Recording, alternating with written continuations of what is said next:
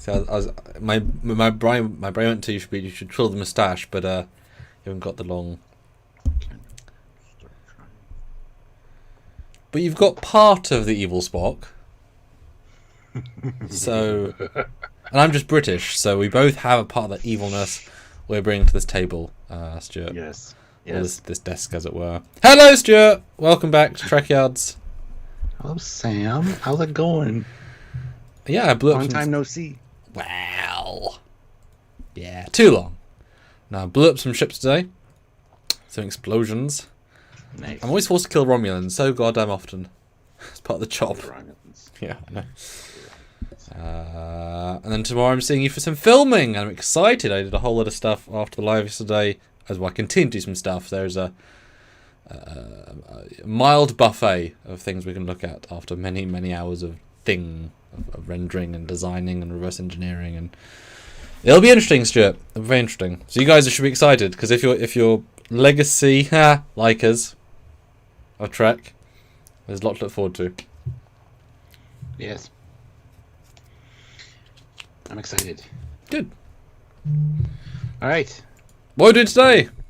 Oh, we're being villainous. Being evil. We're going to subject you all to the evilest rogues in the galaxy. And then rate them and laugh at them if they're idiots. Which they probably are.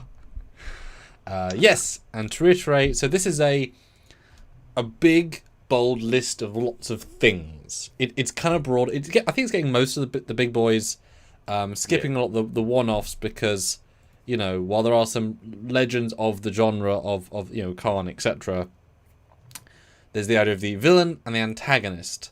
An antagonist might just be the person they're fighting in an episode. Now, for all intents and purposes, that's the role they're playing, the antithesis of the hero. So you could class them as a villain, but if it's just, some guy or some lady who happens to be the person they're fighting, and it's it's words, right?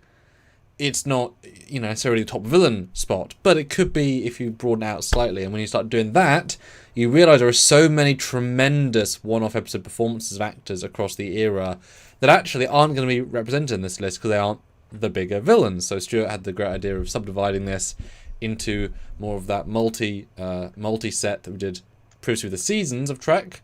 So at some point we're going to do that and break them down to two different shows and kind of really go through the one-offs, including antagonists. There are some in here, but mostly villains, and that'll really give us a broad spectrum of, you know what?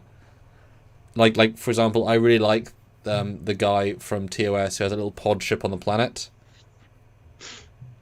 Well, that'd be Lazarus. Yeah, I think the Evil Him's a great performance, right? I really, really like that episode. I think he's really good. He would be higher on my list than a lot of other people because I like the performance. So when you start doing that, there might be some very interesting upsets in the antagonist and villain of, say, TOS, TNG. So there'll be a separate version of this year. This is a bit more of the best of the best of the best. And that'll be everyone else. Who's the biggest Trekyards villain of all time? I mean, Olivia. Oh, right. Abu's have been forced to consume. I mean, is there a second option? I was going to say General Grievous, but yeah, I kind of forgot about Olivia. It's just the poison of my veins. All right, Ozzy keeps threatening us with skeleton hands. in the meta-ness of it, yes. All right, I'm going to start. Share. There you go. Yes. Words. All right, 27 people here, 20 likes. Hit that like button, guys, if you haven't already. We're going to have fun talking about villains and ranking them, and it'll be interesting to see where they fall. So you guys get to help out. It's one of those things, again, with if you hit the like button, we'd appreciate that. Please super chat in with your thoughts, comments, anything you want to talk about. And if you don't agree with a ranking, you can bump it with a super chat if you have a good reason. So consider that as well. And yeah, do all the things to help us out. Consider joining the fleet. There's a join button down there, or you can head over to Patreon/Trekyards as well. That's another way to help us out in a very large way. So please do that if you want to. Also, there are links down below to the Teespring, the TeePublic, and the awayteamgear.com site where you can get some cool Trekyards merch. So check those out as well. 'Tis the season to buy others something, or even yourself. So if you want to get something, check those out. I believe TeePublic still has a sale on right now, so you might want to check that.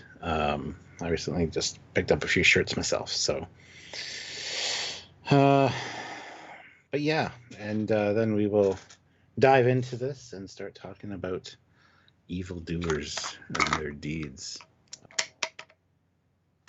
As I take an evil drink of water. Or is it water? It's evil juice.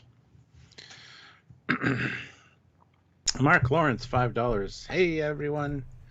This should be a fun one. You're not wrong, Mark. It's fun too bad sometimes. Yeah. And every time I make Marcus play a variation of a villain, he always just loves his day. It's like, Everybody loves playing villain. Oh, Harriman's so happy and nice. I'm more fuckery. I'm evil. Rest. Okay, thanks, Marcus. And guys, did you tune into yesterday's game show? If you did, let us know how much you enjoyed it. So we are planning our next one.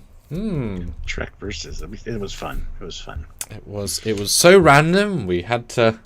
A lot of creative thinking. It went very quick. Because you got to be quick. Yeah. Yeah. Okay. But that's what makes it fun, and it'll just get better and more streamlined the more we try it out. So. Yes. All right. The ranking board is back up. We have in the 40s or 50s of villains. I've lost track because I only submitted a certain number. Where do you want to start, Stuart? Let's just start at the beginning row and just go straight across. Okay. So we're going to pull in the first one, which is Aumus. This is alphabetical, not any specific order besides. Okay. Go for it, Stuart. One of the more recent villains. This will include all the shows, so I was very careful to get a broad range here. Yeah. And this one is, of course, voiced by the amazing and legendary Jeffrey Combs. Jeff, you know that guy. You know, Jeff. And, yeah. His name is Jeff. So Aumus is just a super smart, evil AI and has some designs on taking over the universe, galaxy, I guess. Works with Peanut Hamper. Falls in love with Peanut Hamper. Might change his ways. Currently locked up in a AI. Yeah, he's back locked up again. Oh, he was, yeah. Yeah, he hasn't reformed yet. Getting there, though. Maybe. But yeah, not much to say about him. We have only seen him twice. But I mean, it's Jeffrey Combs, man. Come on. Yeah, I would say solid C and see where we go. Yeah, I'll put him in C. It could be argued low B, but I think we need to see where we start to get other people. Because, he did enslave 2 planets and cause lots of death. But he's not programmed to be mean. Facts. I think high C, low B, if you disagree. As you guys know, Super Chats can determine up and down rankings. If you strongly believe Aumus should be higher, then any Super Chat amount will help, will carry favour and push people up or down. Because we love the bit of, if we're not quite sure, that's a fun way of doing it. Okay, starting strong. All right. And, of course, we are going alphabetical. So, next up is... Be very all over the place. Angel. Oh. Get to talk first. Yes, this is the... which I'm glad I remembered them. I was like, oh, yes, that person. Stranger Worlds, villain, was a scientist and then baddie. Very tight, lack of costume. It's like a bodysuit. Good. Both powerful and weak at the same time. Kind of an oddity. Definitely interesting to see again. Potentially Cyborg's squeeze or Cyborg's confidant. Stranger Worlds has some stupidity sometimes. There's as all shows, but the newer shows often have it more so.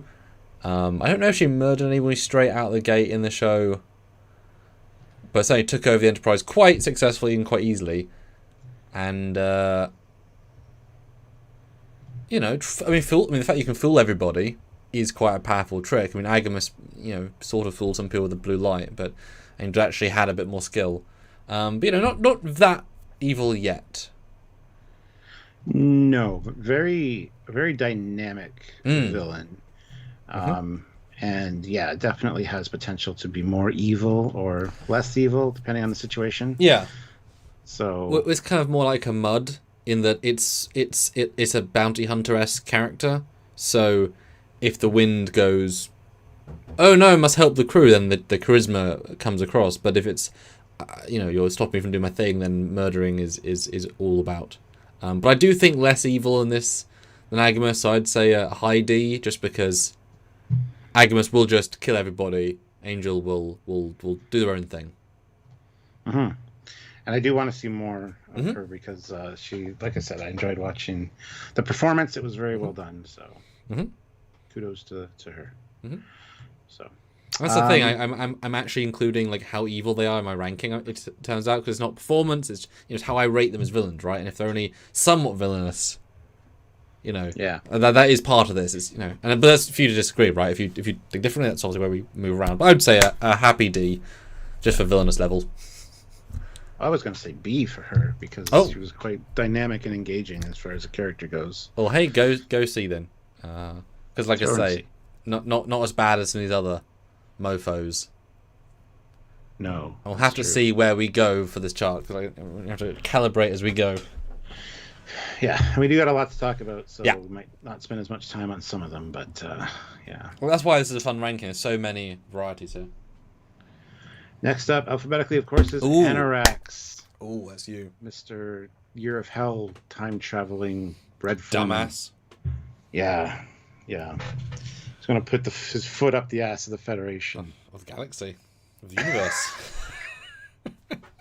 All because he loves his wife, Kitty. And wants her to not be dead. Only they hadn't have stolen the truck from the back garden, they wouldn't have had to have. Oh, that'd have been an amazing sequel. They just do a Halloween party. He's wearing this makeup, and they. Oh, that'd be. Sorry. Oh yeah. That would have been good. Yeah. Anyway, I got to admit, he's not really a villain. He is misguided. He's trying to bring his wife back to life. That's a little bit of a different situation, and he went a little overboard. At the end, it gets rectified. It's a little overboard. That's a good summary. That's an understatement, but yes. Well said. Could have been worse. Could have been better, I guess. But he did. I can't remember exactly. Did he realize that he was being an idiot? I know that they changed the timeline back, and he was just at his desk. No. Okay. That was his second in command that helped. Yeah, there's no real redemption for him then, but I mean, if I had access to that kind of tech and somebody I knew died, I might do the same thing. And then, unfortunately, the repercussions of each change were a little bit too much, and he couldn't quite get that fix that he needed. So, I don't know. I think he's a good villain, though, and I would like to see more of him, but he did cause a lot of problems for Voyager. Give me a number, because I have a set argument here. Where would you, or a letter, where would you put him? B. Okay, so I want to counterpoint slightly that out of this three, he's easily the best villain, because Aumus hurt 2 planets, Angel hurt some people, Anorax killed potentially trillions of people continuously. Entire planets and races and cultures. Yeah, I mean, very few people on this list exterminate species at a whim. The level of disconnect from reality, sociopath, right? I mean, once you start meddling, right, time becomes a null object in your mind. But the fact is, he's murdering, de-aliving trillions every other day with less than zero remorse, and even to the point of killing his own species. Like, the level of destruction this person caused is almost unmatched on anyone on this list. Yes, it all got erased. Fine, I get that, but the level of villainy this person can do, I think, is either S or A, just on that definition, because he has no morals, no soul, and will kill everybody for his wife, for as long as need be. Yeah, but see. Like, do you know what I mean? Like, the level of this devastation and lack of compassion is so radically high, and also amazing performance. Great episode, right? Yeah, and it also just turned into, well, that didn't work, we'll try again. And it got to the point where he was just desensitized to it. I think it probably bothered him at first. Maybe. Making the mistakes, but yeah. Very dynamic, well thought out, and deep character development. So, yeah, I'm happy with a B, personally. See, I still think A, just from pure chaos level. Because I'm like the Telosian leader, right? Like the But level. he wasn't doing it out of malice. Well, that's the problem. And if he changed time so race never existed, did he kill them? Because Yes. they never Yep. formed. Because they were there. They all became unalive, and obviously, as we saw, there was an area of displacement. So, for example, say he spent one mission, he said, "Oh, I'm not going to kill anyone for 2 weeks." Any ships that suddenly existed because the timeline changed, then left that space of the realm of change, would then now be out of the time change area, and everything they knew was then gone. How many times has that happened over 200 years? He probably has created hundreds of timeline remnant people who then lost and could never return to their universe. Yeah. You know what I mean? That's why I'm going to say low A. I just think just the level of... Ooh. I'm not going to fight you on that because I kind of agree with your argument there. So, yeah, I'll throw him in an A. Yeah. And again, great performance. I'd love to meet him as well. I think he'd be a very interesting guy just to meet. Have like lunch with, not have lunch with them, but not necessarily Anorak. I mean the actor, because I like this in the show a lot. So, yeah. Yeah. Plus, don't forget Bitches Leave from RoboCop. He's a good bad guy. He's a very good bad guy. That's why the 3 casting is so wonderful. RoboCop, Trek, and 70s. 3 radically alternate performances. Like that is reverse typecasting. That's just like, wow, you're gonna make evil Dick from famous show into lovable, annoying dad that we all like. Like that's wonderful. Excellent. Okay. All right, I'm next. He's an A. Let's get rid of him. Let's talk about the next on the list. Aumus. Oh, this was a fun one to add. I mean, pure darkness, right? That's the whole gimmick of I rewatched this one clip. I have no idea why recently. You know, all the evil of this universe that sort of evolved, quote unquote, and pushed all down to this planet to make this creature that, you know, was so much stronger, more powerful, and played with its food with the people. Would have killed them all. No worry. Although of course its evilness is limited by the fact it can't go anywhere and do anything. It's a puddle of evil, and if you just don't go to the puddle, you're fine. But pretty frickin' evil. And I think enjoyed everything they did in the hurting department. Savoured the pain, which isn't Anorak, Aumus, or Angel, I would say. Yeah, but you got to feel bad for the guy. Yeah. Because Hey, Donnie. he was literally the entire embodiment of the evil and darkness of his species. And he was set aside by them because they cast him away. So he was just a lonely guy on a planet that wanted some company and just, you know, killed some people. That's okay. I'm just saying. I don't know. You got to take in the circumstances into account when you're talking about Absolutely. Unfortunately. Absolutely. I feel bad for him, but he is a really ugly pile of petroleum, I guess. I don't know. He killed Tashiar. He killed one of our hero characters.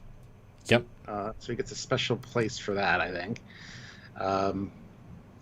But yeah, since he is the epitome of everything that's dark and evil about his species, I think he deserves at least an A.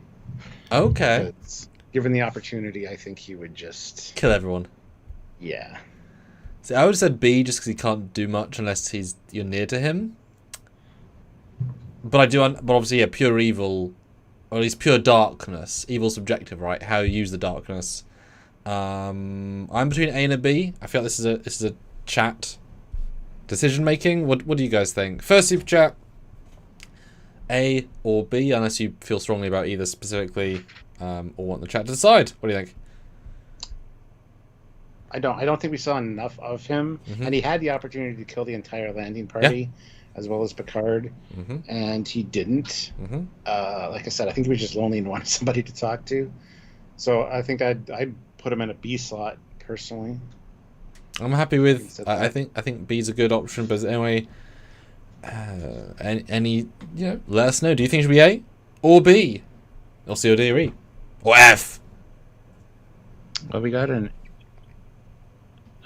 B, B, A, B, A, B, A, B. First C, super chat has it. Never not a funny reference on. Yeah. Oh, there we go. Ray Ricks, B. B. Okay. Perfect. See, you guys the deciders. Thank you, Ray. Appreciate it. Yeah, we will slot him in at the B spot then. But Ray put in a 10 and we were talking during it, so what is his wonderful yellow 10? Ray Ricks, €10, says, if we are going by deaths as a metric, will Burnham be on the list? I mean, how many people died in the Klingon War following the Vulcan hello? Not her fault, but still. No, we're not gonna do that. Yeah, but then that would also equate, Patrick Stewart Picard is also a mass murderer because of Locutus. It's not identical, but it's like things that aren't actually their direct fault, even though they were in a prime place to cause it. Yeah. Cool. Yeah, okay. I'm happy with. Happy to. Good change if somebody super chats in or requests it. So. Yeah. I like the white borders, by the way. That's nice. The whiteboard? What do you mean? The white borders on the pictures now. That's new. Oh yeah, in the thumb. Yeah, in the title. In the thing we're both doing, Stuart. No, I was looking at the big pictures and I'm like, there's no fucking border. Anyhow. Next up is Badgi. Oh, that's a you thing. Good. 2 lower decks characters already. Says something about lower decks, I gotta say. Now Badgi, he was created to be, he's just a program created by Rutherford. And he was meant to be helpful, not evil. Faulty programming turned him quite evil to the point where he wanted to burn his father's heart in fire. Of course, if we didn't have Badgi, we wouldn't have Guji. Guji's around now. And Logic-y, he died, unfortunately. R.I.P. in the chat. Yeah. He ascended to be an omnipotent being, which he could have annihilated the galaxy. But when you attain that level, you don't need to do that. You don't feel the need to do that. So he's actually a redeemed character. But he looks so evil. There's so many times in that last episode where there's close-ups with his bloodshot eyes, and it's like, oh my good God. So he is a sincerely evil character, and I gotta say, he's at least an A. At least an A. I'm ready for a rebuttal on that one. It's so funny with artificial creatures where programmed to be something, and then it breaks and they are just evil. Like there's not a lot of dimensionality with his evilness, because Payne, he'll do all these bad things. He will try and kill everybody in the galaxy, like real bad stuff. In theory, he wants to be loved, but we saw in his resolution episode, he's self-aware enough to know that even though he wants to be loved, the revenge is too important, despite getting a resolution of his feelings. Super interesting, but he's again programmed to in a sense, like the program got faulty. But he's unaliving, realiving, change-aliving, like, it's all in flux. Badgi was going to kill every ship in the galaxy. There ain't no timeline reset of that. I don't love the character, though, but that's a personal bias, right? Just because he went to this absolute extreme does imply a high level of villainy. Mm-hmm. But he did stop himself, though, so at the end of the day, he was a good guy, and that he didn't kill everybody. I don't know if that's necessarily how good was. Yeah, but up to that, like... Yeah, indeed. I still say an A person. But... A low A, I'll accept. Yeah, I think if it was pre-last episode, I'd say a high C, because he annoys me. But that's, again, personal preference. But his wanton killing of everybody was, quite evil. Yes. It's quite evil. Fair enough. All right, so it's Badgi done. I hope Moving not, right. Dave. David. Oh, that's interesting. Somebody said that Trekyards stream was broken, but it's back now. Yeah, we apparently was trying to stream at 18,000 kilobytes, even though I'm only telling it to stream at 5. So clearly OBS is doing a thing. We're trying to stream. Yeah, okay. I lowered it to 3, and it got back. Okay, there we go. So it was trying to stream at 6 times what I was asking it to, even though I wasn't asking it to. That's why I was having problems. We must have looked very crisp for those seconds. Thanks, OBS. What a pal. Alright, back up to 6, which is where I stay at. Alright, moving along though. Yeah, there we go. Sorry about that. Next up is one half of a duo. Oh, okay. We've got Beor. Ah, the horny They're all one. sisters. Now she is the prettier of the two. Interesting. More sexually kinky of the two. But she's also a little bit more unhinged than Lursa. She's more dangerous, I think. But she's also more cowardly. It's weird because she's unhinged. She's a little bit off the deep end at times. But I think she would be more likely to run away or back out of a situation than her sister would be, who's way more measured and kind of puts Beor in her place. So Beor, I don't think, is evil on the villainy scale. I think without Lursa, she wouldn't be much of a threat. Combined, it's a different story for these two. But her I would easily give a C2 on her own. As a team, I put them up at the A slot. And when we get to Lursa, I think she deserves a higher spot as well, because she's the brains behind the operation. And she seems less caring and less feelings involved. I don't know. Half of Beetle's feelings are horniness, though, so you can't diminish the, No, not diminishing that. It's a great quality to have. That's a very well thought out set of points. I don't know if I would have thought that deep about it, so well done. I feel like, yes, everything you said, but on top of that, while Lursa may be the smarter of the two, logical thinking, she wouldn't go as far as Beor would suggest. Beor will go have those crazy thoughts that will say, you know what, let's just bomb them. And the other sister's like, True. Should we? Yeah, just fire torpedoes when they're in a position of power or have the opportunity. She's the one that will fire first. Or if they're in a hand-to-hand fight, which she thought she could win, she'd be the one that would be like crazy eyes and stabby stab. Lursa would be more like, let's not fight because we have to win and conquer later. I think on a one-to-one basis, she's more dangerous because reckless and abandoned. More likely to get killed, more likely to do weird, unpredictable things. Not planned out things. Yeah. Yeah. She acts on impulse. So and a lot of villainous impulses. She's the one that would stab you out of cold blood just for the fun of it. In a Klingon situation, Lursa would not, I don't think. Not in the same way. So I think they're differently villainous. Okay. But I'm happy to give C just because of the low stakes of it. And she could also be a nice person, right? She's just a bit of a bitch. It's the ambition that makes her... Like, if her name wasn't Duras, and she didn't have that claim to fame, it's because of a name that she believes she can do more, and therefore she's trying to be that, which involves villainy. If she was just a Klingon random warrior, she wouldn't aim for that, I don't think. So, as a person, she's not as evil, I don't think. Same with Lursa, just... Yeah. Sure. Yeah. We'll probably talk more about her when we get to Lursa as well. But, I'm happy with C. She got reckless, abandoned. She wouldn't last long if she was on her own. She would do something incredibly insane, though. I think she'd kill more people quicker, though.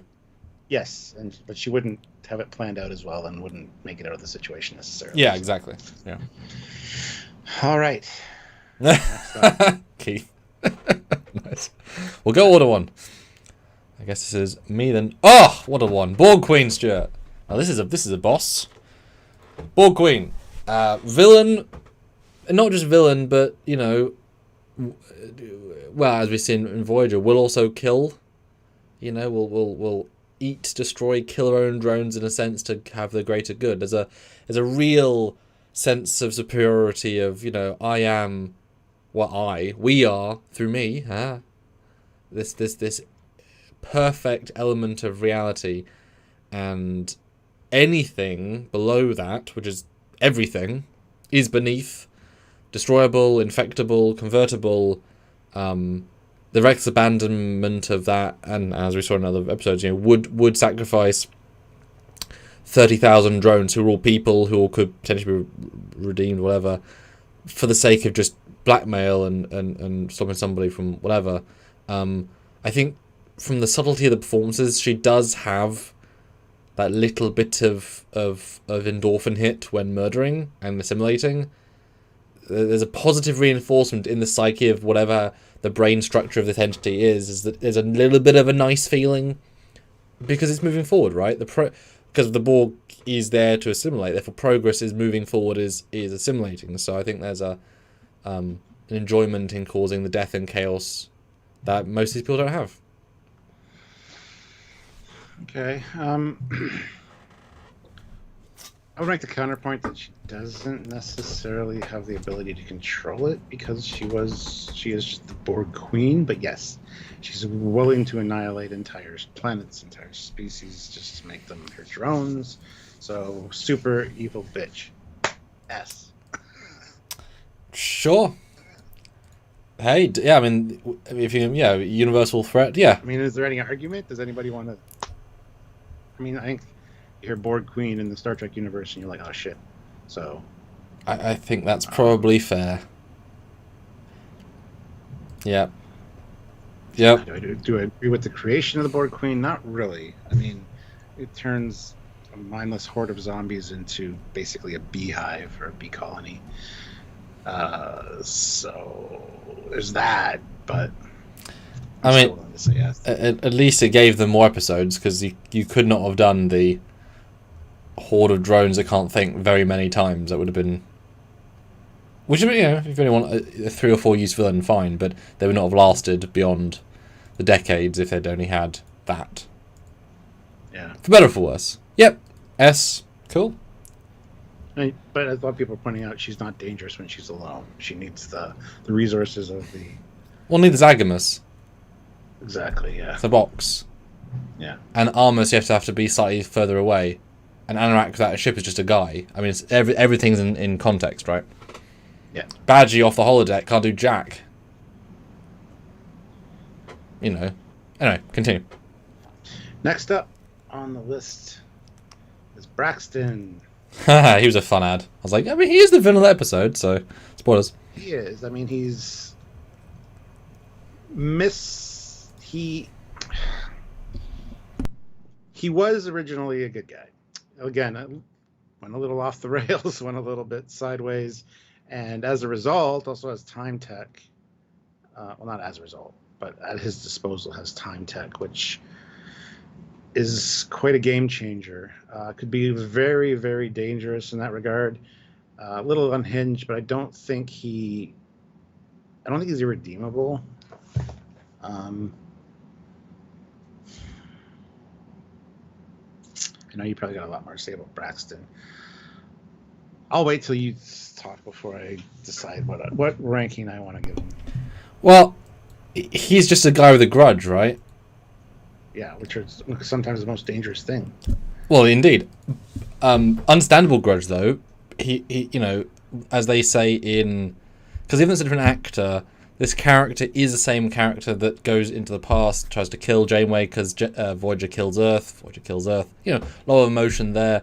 Gets flung back into the past, has to live 30 years or whatever, alone in mental asylums, all that stuff. Like, had a really shit time.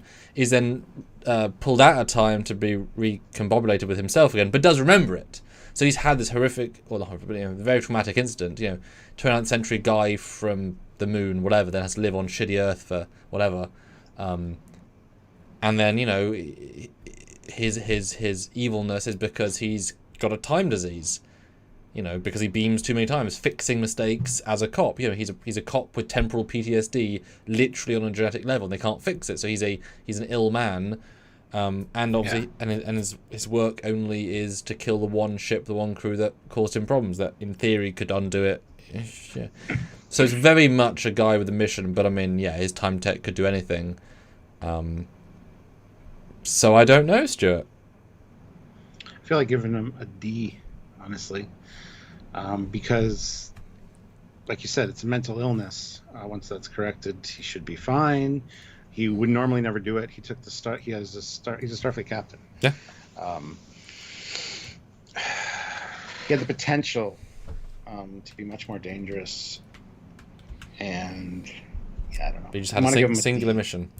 I think that's fair. Although he is far more dangerous than anybody in C&B. And I guess in theory you could say reprogram Aumus and he'd be good. That's it. It's just change of programming. But it's a disease, right? He's just, you know, and I mean, you don't get to be captain of the relativity G without some legacy. So yeah, give him a D because he's you know, poor guy, you know. Yeah. but still very dangerous. So, yeah. Fair. I'm going to remind everybody now to hit that like button. We have 46 people here and 32 likes. We got a super chat from Ray Ricks, who throws in £5. It says, I don't think Braxton was a villain. He had temporal psychosis. Yes. I mean, he killed the Voyager crew, like, technically, like, 10 or 15 times or whatever, so it's still pretty villainous. And therefore undid every timeline where they survived. So you could argue he did also willingly kill trillions of people who therefore will not be alive. But anyway. Also, I think I started a poll before the live as well. Who is the best villain? Khan, Bor Queen, Chang, Gul Dukat, and a shock result. The one I put in as a bit of a DS9 just in case did win at 46% for Gul Dukat. Better than Bor Queen, Chang, or Khan. Goodness! Nice. Wow. So, guys. Nice. Is there anybody on the list right now that you think should be moved? If so, super chat in. Let us know your thoughts, your reasons. If you have a good reason, we will consider it. But we will come up with a new poll here, and then we will keep chugging along because we do have a lot to get through. So, and I will wait till Sam has done the poll before I pull up the next person. I'm just kind of rearranging some things right now so that it's easier for me down the road. But we want to hear your thoughts, so please super chat in. Even if we're having a discussion about a particular villain, Ray Ricks, thank you so much for super chatting and adding that little detail just in case we miss it when we're discussing something. Yep. Poll is up. Read it when you see it. You guys are important to the overall flow of the show and making sure that we don't miss anything. So help us out. You are members of the Trekyards family. Pretty much. But the poll is up, Stuart. Read it and see. New poll is up. See what people think. And which show has the best villains? Voyager, TNG, DS9, or TOS? But Stuart, what about Enterprise and Discovery and Stranger Worlds? Why can't you put more than 4 options? Because you can only put up 4 options? Yep, sorry, just precursing the personal complaint that I did before. Because I can only do 4. Yeah, well, regardless whether we explain it or not, somebody's going to say something. Alright, who's next in the firing line? Oh, shit. I hate this program so much. Just give me 1 second. That's okay. So yeah, guys. There we go. Alright. Oh, yes. All right. This is me then. Deselect that. Okay. Next up is Chang. Oh, thank you so much. Chang, I mean, legendary. He's also just a guy. You know, he's basically a terrorist because he's a true believer in his ideals, which is what terrorists are at the top line, and all the murder stuff comes after that. Willing to kill his own chancellor and anybody in between him, chancellor and the people, with his sworn enemies, which is a funny old situation, just to keep a conflict going that he thrives on, despite knowing they're going to lose. Because that's the whole situation, they're running out of power. Power supply ability. He knows they will lose. Now, they might, conquer the Federation and get their tech, fine, there are some options, but in essence, it's a giant, I'd rather die than be positive. But he was a clinical scalpel in his artistry. He had a weapon of enormous destruction. He could have went straight to San Francisco and torpedoed the president's office. Nothing he could have done. He could have gone to space dock, waited for a ship, gone inside, shot the power core, killed it. Like, he could have caused so much insane damage, but instead he did his job, and then was at Kittimer, and then took out Kirk pretty quickly. As in, from his perspective, then had some fun with it. But very precise tactician, overconfident, of course, but excellent villain, and he would happily kill you if you're in his way. Brilliant strategist. Started his military career, being a noble warrior. Lost an eye. Had some resentment as a result. Kind of got those forged ideals, as you talked about. Was smart enough to do things behind the scenes and create a new weapon, which could essentially just destroy anything because could fire while cloaked. like you said, he could have used it in many other different ways. But I still think he's very honorable as a result. He didn't do that. He didn't go blow up the president's office. He still preferred to fight, even though it's a little bit of a dishonorable fight being invisible. It's the honor of dishonorably fighting. Well, you're using a tactical advantage, and that's always a good thing in battle. So,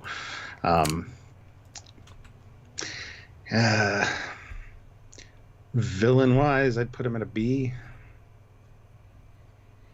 He doesn't come across as mass murdery. He's going to surgically strike the people that. But he was trying to start a war that would be mass murder, on both sides. He was choosing on the eve of peace, right? This was peace, and he was trying to bring war in, because he wanted war because it was better for him, better for his people.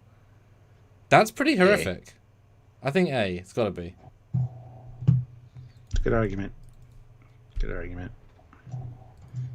I think it's just such well performed. I mean, just wonderful. Yeah. Okay. Cool. Okay. Moving on. Next. Clown. Hey! What a goddamn joke. Fear himself. I didn't find him menacing. I found him annoying. That's all I gotta say. Clown man, he's so mean, he's so evil, he's so menacing. Toys his food, happy to kill. He killed several people, threatened Kim, had to be outsmarted, he enjoyed toying, he enjoyed playing, he enjoyed being evil, and he is, I think they did say the program adapted with the feelings of the people, so he is the culmination of their fear about the situation they were in when the planet got whatevered. So I put him right up with B because Aumus, because he would absolutely be as evil as Aumus. Yeah, I think him and Aumus are on the same level as far as that goes.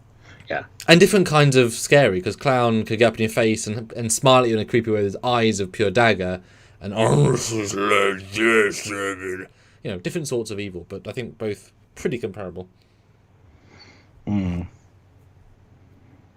Okay. Yeah, I'm only putting him at a B. I think that's perfectly fair. Because, he was dangerous. 100%. I just hated the episode and the characters, so. Sorry. Moving on. Damon Bach. Oh, yeah. I remember adding these. That's on you. Oh, that's on you. Oh, shit. Well, he's a guy with a vendetta. He's willing to kill one guy as revenge for his son. Personal vendetta, man. Pretty evil. He'll kill one guy, probably. He's not that evil, I'll be honest. No. He is some evil.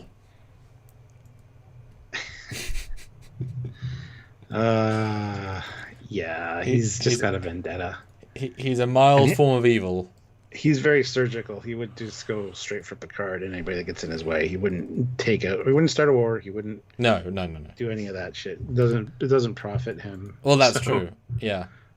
He's our first F. Yeah. In this context, nothing against him, just he's an antagonist. He's not a villain. Yeah, which is, part of the clarification here. Part of the addition, I should say. Yeah. Okay, well, I just gotta tile him correctly. There we go. All right. Next up is Dolum. Is this the guy? Is this the one that killed Dagra? Dagra? What a prick. Yeah. Completely evil bastard. Absolutely wanted to annihilate Earth, Archer. I absolutely despised the way he killed Dagra. To say that last thing right before the life drains from you, and looking into the eyes of the person that stabbed you, and telling them that you're going to kill their wife and their children.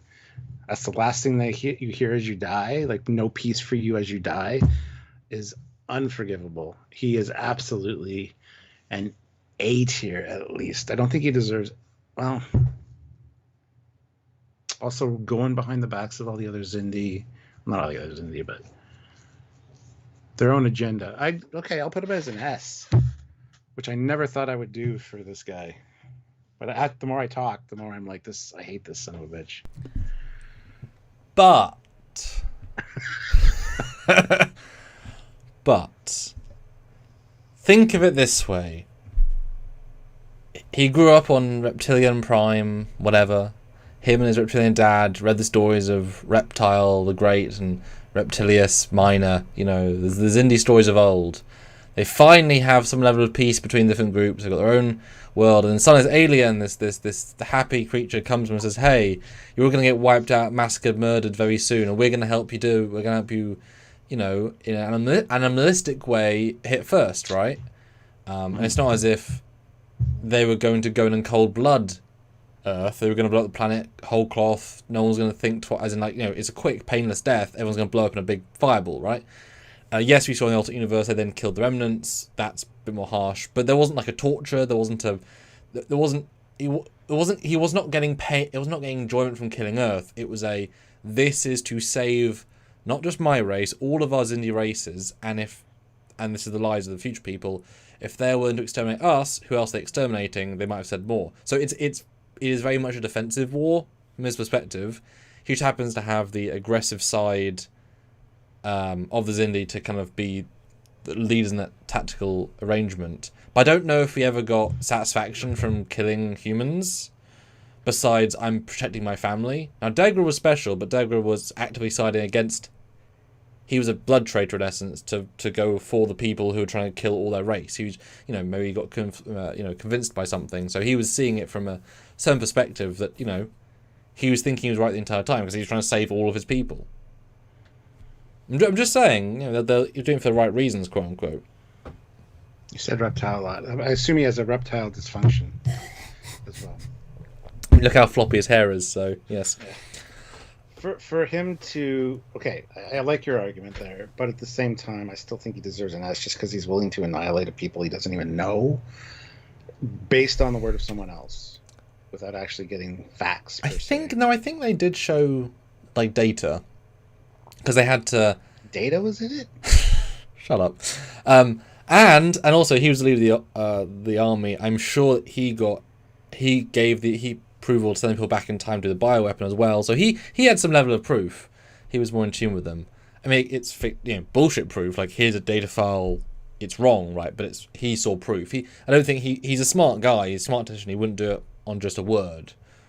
Although, of course, if future people came to improve that in the future, I'll agree, but S feels, he's not vindictive almost ever. He's military. He's not doing it for pleasure. He would have stayed in Zindi space had there not been the genocide of people in the future.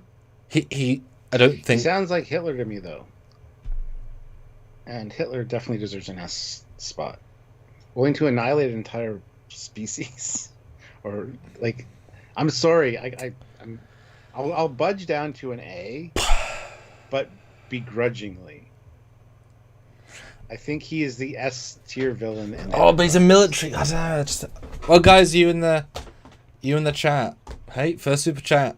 Somebody can clinch it. Yeah, I know what you mean, but he's not doing it for mean reasons, as weird as that sounds, and he doesn't. Yeah.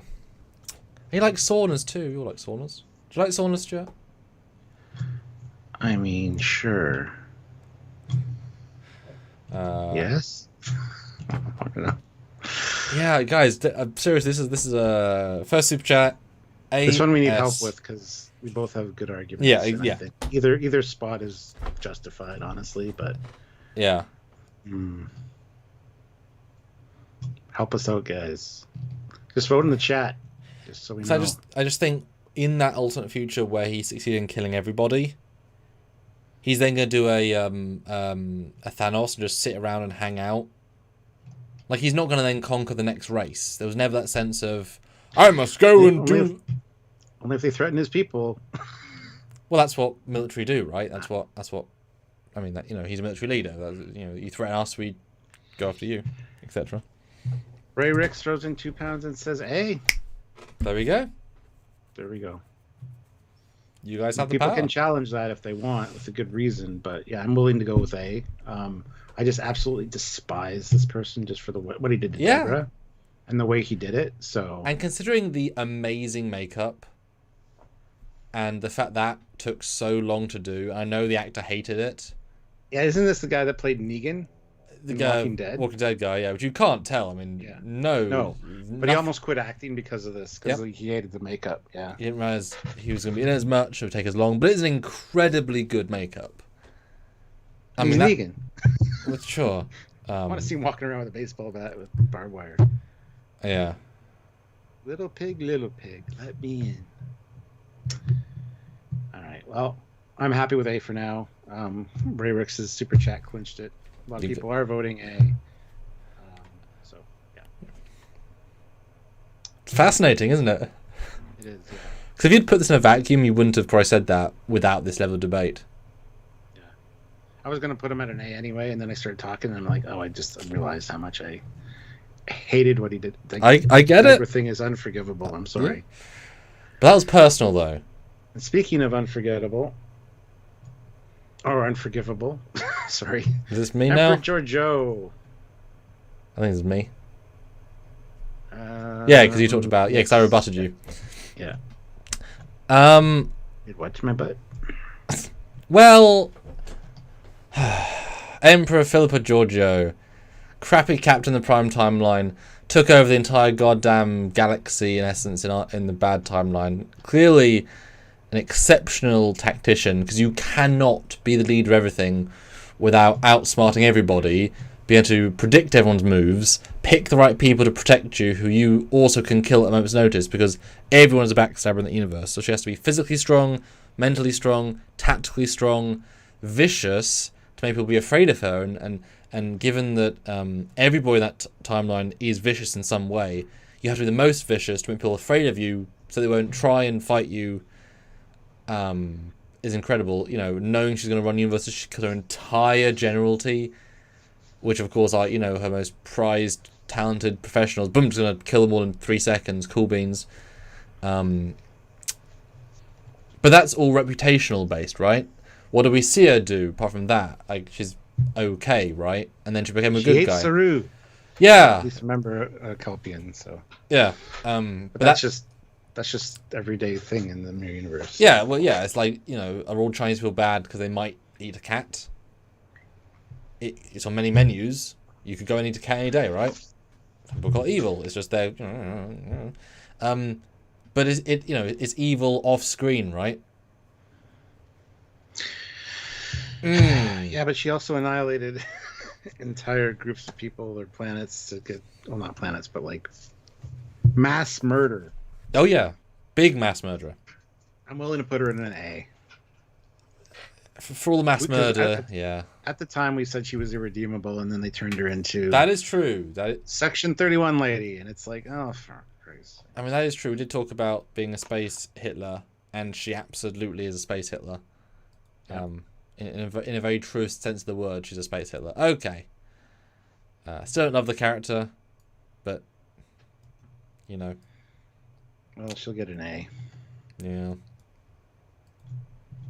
I mean, space Hitler. All right. Next up. Ooh. Female changeling. This is a very you one. Man.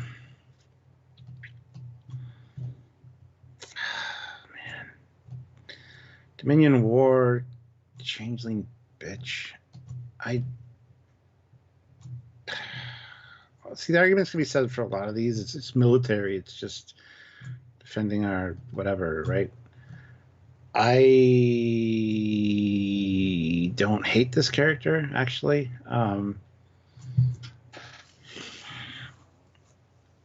don't know much to say, honestly. I don't want to put her high on the villain scale, though. Like, I think she probably deserves a B, in my opinion. I just feel like she was doing what she thought was right, which is what all of these fucking people do, except for the really, really bad ones. I want to put her at a B, and I don't have much else to say about her right now, so I might if when you talk, I might have some points jumping off of yours. So this is a tricky one because they didn't start out as bad, and on their planet they're nice, sort of. They're also goo, but she, well, I'm really, it's just the changelings, right? They're all one big set of people, right? So it's what do their actions do, because she represents them very literally. Create a genetically modified species created from scratch that were addicted to a drug that became a slave labor force for all time. That's pretty evil.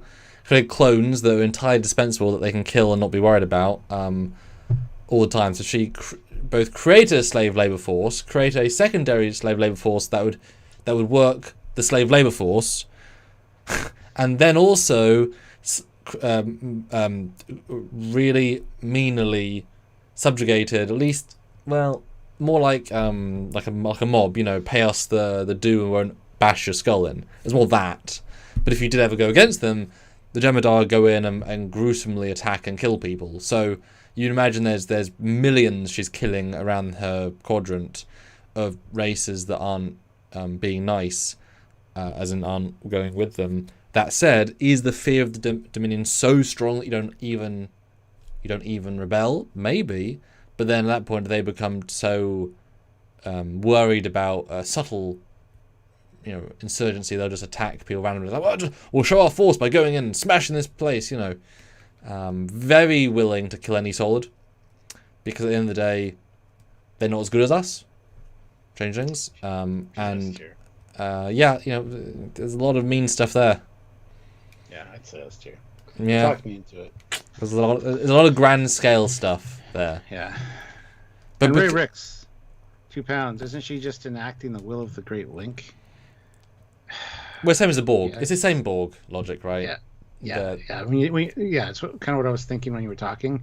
So I'm like, yeah, she's fine to be S tier. Represents the Borg, but there is a certain, because she's never mean, but she'll happily order the death of the Defiant crew. I'll just kill them all. And there's nothing there happening behind the eyes. It's just, oh, obviously kill them. Like, they're ants. Worse than ants. You know? Yeah. Yeah. Okay, that's fine. Do you say B and I got you up to an S? Yep. There we go. Oh yeah, also committed mass genocide on Cardassia. Yeah. Ordered some genociding, you know, as you do. Next up, not a villain at all, in my opinion. Gorn Captain. See, again, this is He's an doing F. some antagonists. Yeah, not bad at all. Honestly, he's the villain of the episode, but does not make him mean, really. Yeah, easy F. Yep. I'm sure he likes shawarma and kebabs. I mean, who doesn't, right? Yeah. Yeah. All right. Go on a He's friend an is F. not food. And not because he's an idiot. He No? doesn't deserve anything other than an F. He ain't no Not a villain. genocide. Not a villain. Now, we go from an F to immediately an S without even discussion. Goldie. He is the definition of insane. Thinking like genocide, enslavement, and then I did it all for the majority of people. If it wasn't for me, it would have been worse. He is totally off kilter on so many levels. If he's not an S, I'm gonna end this broadcast and walk away. I mean, both have how to end it as well, so he's not bluffing. We have separate on and off controls this live. I mean, he's kind of the epitome of the devil. Yes. You Yes. Because he thinks he knows he's right. Sorry, he will both kill a group of people for his good, kill a single person abstractly, and also hurt them in a one-on-one brutal way. None of those three things faze him distinct. You know, like Anorak's wouldn't necessarily stab you in cold blood. It's not his vibe, but he would destroy a culture. They're different contextually. He would do all three, no issue. Started out as a military guy, fully believing in the cause, and then just got escalatorily more evil. But I think, yeah, he is a very rotten character, where evil is just a side of him. He's not evil in the sense of he's an evil guy. He is rotten. He is broken. He is damaged. He is the moral compass of a broken compass. And the fact that he would kill, I mean, I think he would happily. Well, no, I don't know. He wouldn't happily genocide the Federation. I think if the Changelings gave him a button to kill all the Federation, he wouldn't. He needs to be worshipped. He needs to be adored. So he wants to enslave the people and convince them that he's done it for their own good. Well, when did enslaving come? What are you referring to in terms of enslaving? Well, the Bajorans, the work camps, he was assigned to a job, but like he didn't pick it was a job. Doesn't matter. He did sketchy shit outside the job. Yeah. Which he said was for their well-being. Like, but I don't think he'd enslave, Kronos, enslave it. Well, maybe Kronos did. Maybe Federation troll. I mean, I'm happy to go S just because of his. He's an S. I mean, he's more evil than Chang. And I think Dolam is bad, but certainly Dolam would stab you, and Gul Dukat would stab you, and really keep stabbing you, really enjoy it, and just. Gul Dukat is unhinged, and that's what makes him dangerous. Yeah. 1 minute he's nice and sincere, the next minute he's just murderous. So. Yeah. Mark Lawrence, member for 46 months at the rank of Federation Council. Says Gul Dukat is S tier easy. Helps that he was played by an amazing actor that the older of us would remember in bit parts in a lot of the shows we watched growing up. He was always a bad guy too because of his pockmarked face. Dukat was fleshed out more than any other villain, and there were even moments where he was likable. Oh, absolutely, yeah. Mark Lawrence throws in $10 as well. Beautiful. Said needed that milestone chat to fit that in. LOL. Here's the accompanying super chat for Gul Dukat at S tier. Thank you. Yeah. Ray Ricks, member for 21 months at the rank of Admiral.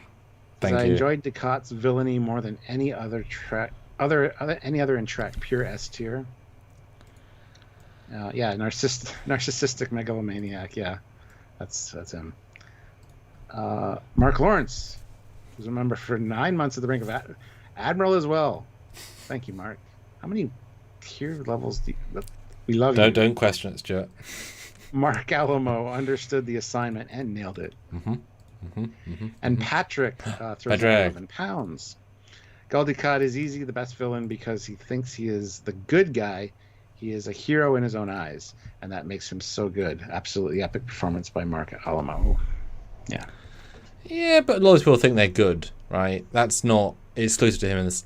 Anyway. But he's convinced himself that he didn't do anything wrong, that he was trying to help the Bajoran people by the things he did. No, I think the female changeling probably thinks the same, just more abstractly.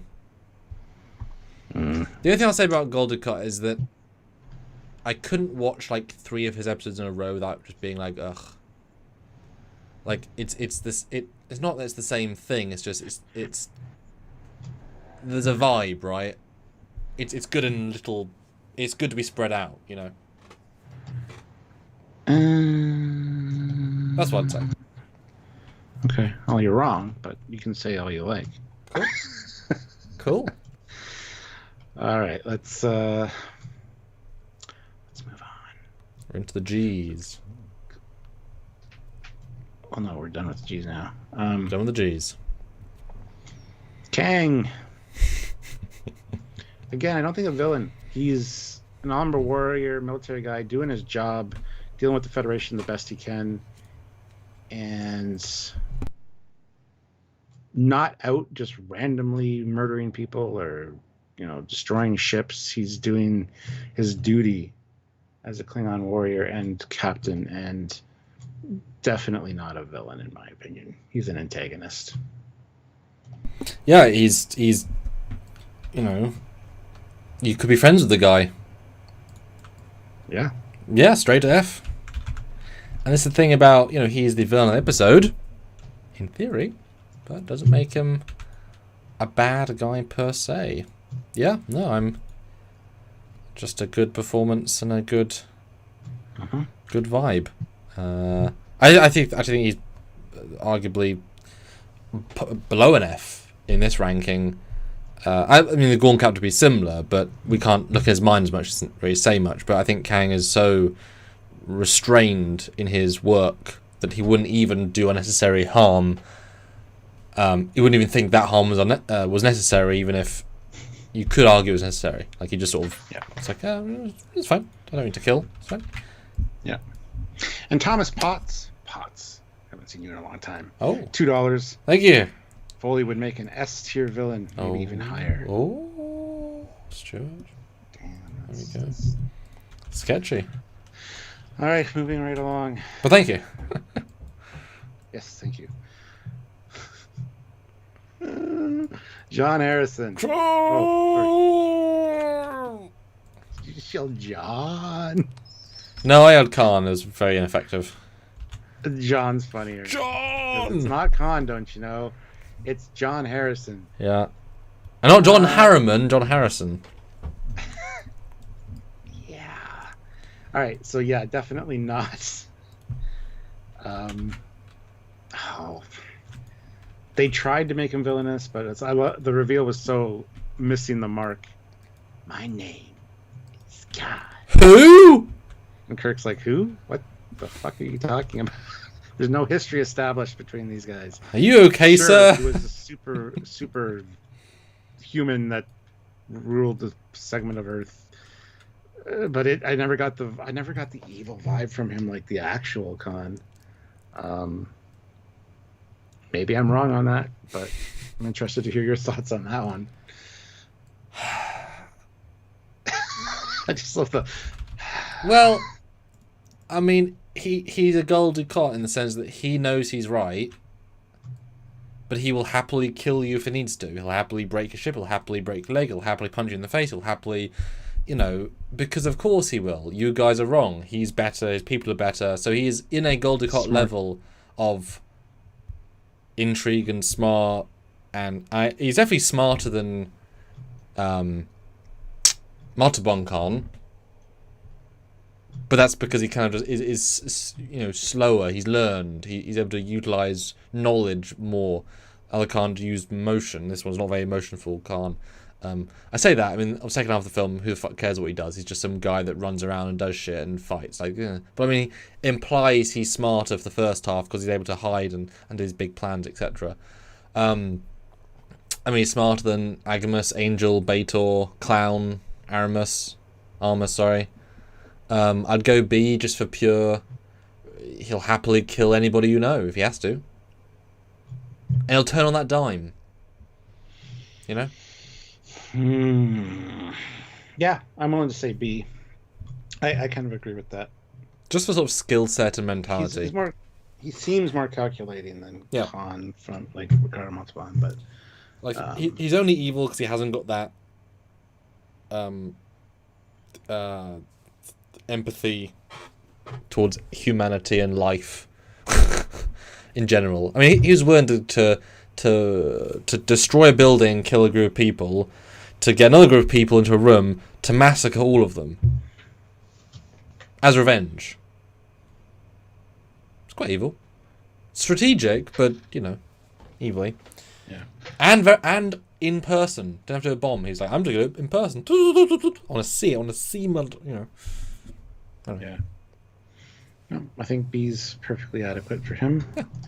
Which brings us to the real Khan. That's you. Yeah. Again, including what he did on Earth, he's at least an A tier villain, if not S tier. We know more about his. I think they went into much more detail with his previous exploits than Benedict Cumberbatch, but he's also just got a vendetta against Kirk as well at the end. I think he was at that age and at that point in his life where he just wanted to move on. Like, that's the end of Space Seed. I just want to have a planet where I can rule my Supermen, and I'm willing to put him at an A. I don't think he deserves an S. One of the best villains in Trek, sure, but that's because he's got the legacy of being in a TOS episode and carrying over to a movie and having a movie named after him. So I say he's an A tier. He's so fascinating because he is the sort of guy that I don't think would choose violence unless he needed to. But Benedict would punch you more because he wanted to. Just a bit more, right? Because this Khan, he was leaving Earth. He was going to take over the ship with intelligence and simple brutality. You know, you will get into that room or I'll destroy your ship. Okay, like simple. Whereas other Khan might go in and punch you and break some walls and say, "You're you!" No, this Khan wouldn't do that. And then also the revenge stuff. Is it evil? No, I mean, he doesn't do anything brutal then. But as you say, the past stuff of him is obviously very brutal. I don't know. Yeah. He's... Well, see, that... Yeah. I forgot about the past stuff again. Yeah, I think he's S tier for being genocidal on Earth. But we didn't see that. I know, we heard but then we didn't see any of Giorgio either. I'm giving all that credence to that stuff. Man, just go A, just because to split the difference. Because I was going to say probably B as well, because he doesn't seem as evil as he could be. But, yeah, past-wise, yeah, we'll split the difference. Yeah, alright. Khan has been dealt with. God damn. Khans. Captain Claw. And... really nice muscles. Yes, I insisted they be duoed because that's how they're famously known. He is just a young buck Klingon that wants to prove himself. He's not evil. He is just trying to get ahead and he has get testosterone. Yeah, he's trying to prove who's got the bigger swinging dick is what he is. And she does. But he's kind of harmless in a way, but he's also young, which makes him stupid, which makes him dangerous. So yeah, he's not A or S tier at all. I'd put him at a C. Yeah. Good talk. yeah. He's some guy, you know. I don't know him. But you do know he would. But would he be brutal? No, he wouldn't be brutal for the sake of being brutal. Yeah. He's efficient. He gets the job done, kills who he needs to kill, moves on. That's it. He doesn't want to torture people or get information. Let's be honest. He's there to have fun. So, yeah, I'm willing to say actually D tier for him because he just seems like somebody trying to prove a point and get his place in the military. And you know, it's Klingon's first command. You know, you got to prove yourself. Yeah, D. Demotion. Yeah, I'm going to say D, yeah. Love it. D for dipshit. What do you guys think? Do you agree or disagree? And guys, yeah, super chat your thoughts, comments, questions. If you don't agree with what we've done so far, you can change, tweak, and comment as well. 64 people are here. Thanks for joining us. Keep joining us for other contents. We definitely want to hear your thoughts, guys. So do what Ray Ricks did. And 2 pounds, D tier. Yep. Perfecto. Absolutely. See, we're asking hard questions, aren't we, Stuart? Sure. Whatever you say. Well, there's a few that aren't in alphabetical order just because that's where they were lined up. So just so you know, there's some that aren't alphabetical necessarily. That's okay, Stuart. All right. Next up, House of Core. Oh, now this guy, Core. He is the kind of guy I feel like who got in place because he was happy to make those cutthroat deals, and by cutthroat I mean stabbing people in the throat. Good tactician, wants to be the ruler, but will do it the political way as well. So he's smart. But yeah, I he's the warmonger. He is very uncaring about the Federation's anything. I think he, I'm sure here's the ships that suicide bombed the star bases, etc. Very dangerous. I mean, not many people have armadas at their disposal, and I think he would happily use them, and I've got Armada at my disposal, and Armada 2. Just saying. Just saying. Sorry. Hey, that's fine. Evil, though, I mean, you know, he's on the more brutal end of a Klingon, right? I would argue. Evil, who knows, but brutal, yes. Yeah. What do you think? Well, how would you counter my thoughts there?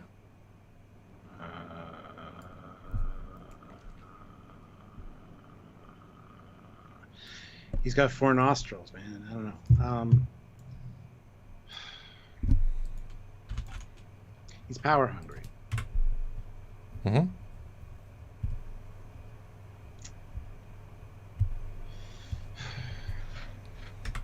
I'd say low B. Do a lot of evil things to get the job done. I'd say low B. Yeah, I was thinking B. Just Not a banned account. Member for 31 months at the rank of ensign, says Chang, almost plunging a quadrant into war. S tier. You obviously weren't here for the discussion, so okay. Super chat in, we might change it.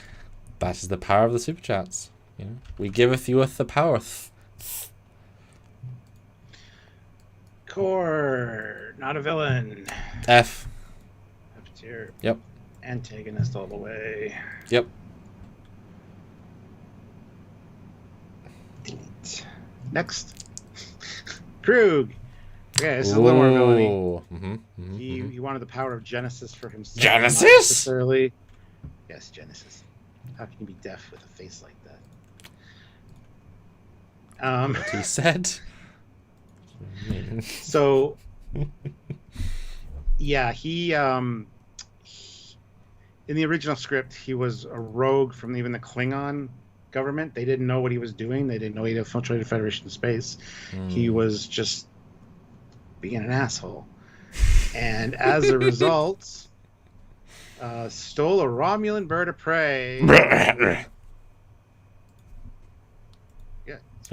Anyway, so yeah, he's evil. He wants the power of Genesis for himself to be his own player in the game. So, dangerous, yes. Not really in the position to do much with the Burrell and a couple officers and men. 11 of his best friends. Yeah, exactly.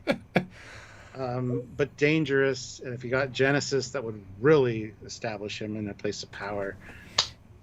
I want to firmly plant him at a C, though, because he didn't have the means behind it. He had the ambition, and if he discovered the secret of Genesis and could make his own Genesis device, he would have been more of a threat. But I gotta give him a C spot. Prove me wrong. Has happened before. So yeah, so he was taking Genesis, I feel like, to use it. Some people make weapons as a we both have them stalemate. I feel like he would actually have launched it at a Klingon world, decimate it, and walked up to Crow and said, "Look, High Council, this was my power." He would do it. And not even not like because he thought, I'm going to kill a planet of people. He thought this will lead me into power. So he doesn't think about death in the same way that other people do. That's an important clarification to being insane in that way. Worth noting, of all these people, he flat out murders his officer for pressing a button wrong. Yep. And like hurts, like murders his own guy. One of his 11 people, he presumably hand-picked. That's Jeff from accounting, his old job, right? Like, who else here just flat out murders their officers? I'm just saying, like that is more evil. Beats here in my mind. Yeah, I think he's. But that could be standard operating procedure in the Klingon. Hope not. Hope not. In the Klingon Defense Force, who knows? I think B. I think he would have done far worse things, because he didn't care about people. That's important. Yeah. Cool. Yep. Yay! I got him up. Yeah. Yeah. Yeah. Good job. Thanks. I mean S, in the literal sense of the evilness, right? No. He's got to kill everybody he ever loved. That's because especially Data. Data, he loves Data. His best friend Data's gonna kill Data because he loves Data. Locutus, forced to do something against his will. No, but Locutus wasn't forced anything against his will. Picard was. Locutus was the thing who was doing it. Oh. Like not about Picard's the character. This is Locutus the character. Locutus was evil, kill, murder. Of course. Oh, that said, you get him on the Enterprise, he'll just chat to you for a bit. You will become one with the Borg. I won't try and do it to you, but you will. So it actually is a kind of a pacifist in a physical sense. Influence? It's the influence of the Bor Queen, though. Like she's not S tier. I will say that right off the hop. Guys, first super chat. This has got to be you guys. I think this one I can't. Yeah, I can't pick. You could argue any of these for a given reason, right? Super chat where you want to put Locutus. First super chat wins. All high super chat. You have 2 want to put in 2 and 1 puts in 3. There you go. Oh, it's tricky. Now, if you include clone Locutus from Armada 2, that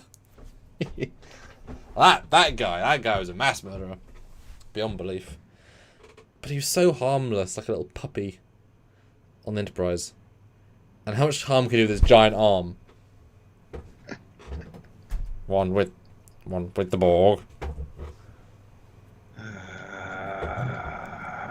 Yeah. First Salty Trekker. Whoa, Salty Trekker's here. Good to see you, sir. $5.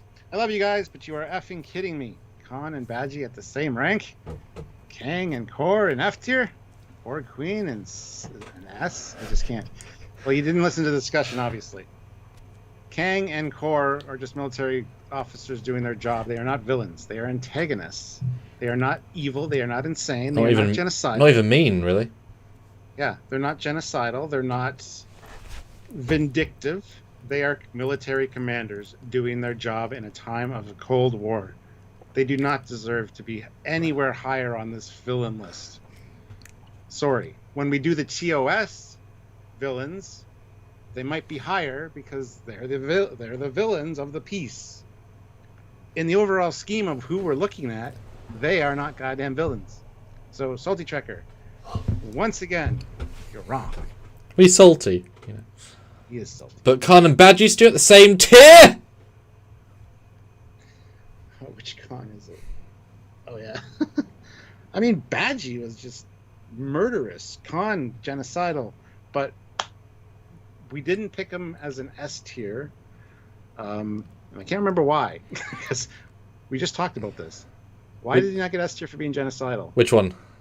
Khan. Because that was only, we didn't see it. We don't know the context besides that, right? Otherwise other things would be, Anorak is also beyond genocidal, right? There's a certain level of, he's not doing it because he likes to kill, he's doing it because he wants to take over. He's not quite the same vicious level, you know, it's just, yeah. Yeah. And Salty Trekker says, for your information, the Bor Queen is not evil. That's standard. Either she wanted to raise the quality of life for all species by annihilating all species that she comes in contact with, and that's S tier. I'm sorry. So, as long as we... How many times can you be wrong in one conversation, Salty? How many suggestions has he got? Because, you know, because that's the thing, these are all variable scales. So the fact that we're mostly agreeing is a good sign, because if we can argue and come with a consensus, that's kind of like, this is the scale of as long as we can convince ourselves, and then someone like Ray can make the final decider, because Ray Ricks, £2, Locutus, he votes B. Yep, we're going to put him in B because we couldn't make up our mind on that one, so... It's all across the spectrum. Oh no. The greatest Trekyards villain has arrived, and it's not Salty Trekker for a change. Olivia, $5. My favorite villain is Samuel. He seems so nice, but we have to remember he was raised British, and for that he was feared. Yes, we mentioned that early on, that he's British, the evilness in him.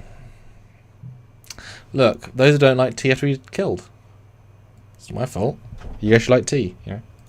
And Salty Trekker says the queen is not genocidal. She does not annihilate, she assimilates. Well, you tell that to yourself after you get assimilated. And your whole planet is Borgified. Your culture is effectively gone, therefore you are genocidal. Feels pretty genocidal at the time. Yeah. Not a band account. $2. Goldicott did nothing wrong. Only followed orders. For fuck's sakes. He didn't follow orders, though. That's the problem. That's what puts him at an S tier, because he thought he was doing the right thing, and he went against command a few times. Well, there's also the enjoyment factor. Ducat liked hurting people. He relished in it, yeah. He reveled in it, I mean. Yeah. See, everybody's joining this conversation late. Anorak should not be an S. Well, he's not, so it's fine. Oh, who said it should be? Zan Williams. No, because he's not... He's like our first guy, right? We had this full argument. No. They're going to disagree, but if they actually watch the conversation, they might understand the train of thought. Hey, maybe we should go back and listen. Instead of coming in all hot-headed. And keep in mind, we're going to break this down to smaller tier ranks, like all TOS, all the antagonists, all the villains, do their own thing. And then they will score different on the ranking because of the context of the piece. But in the grand context of all of these insane fuckers, some of them don't deserve to be up higher than F because they're just an antagonist of the week doing their job. Look, you'd go and have a drink with Kang or Kor or Gorn Captain. Be honest. Sure. I mean, Darenbach might be a bit too possessive of the bill at the end, you know. Yeah. What? You said you would pay, Foley. No, I didn't. Yes, I remember.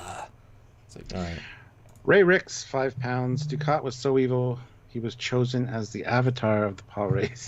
Exactly. Is this, yeah, all right. Definitely. Let's move on to something not as evil. Okay, let's move along home. Well, that's an evil episode, but I'm. Yeah, Laurel. Oh, now that was a funny one to add. Chancellor, or the leader of the Klingon people. Okay, so she's like a puppy, a kicked puppy, right? But at the end of the day, she put a bomb in Kronos. Sorry, Kronos.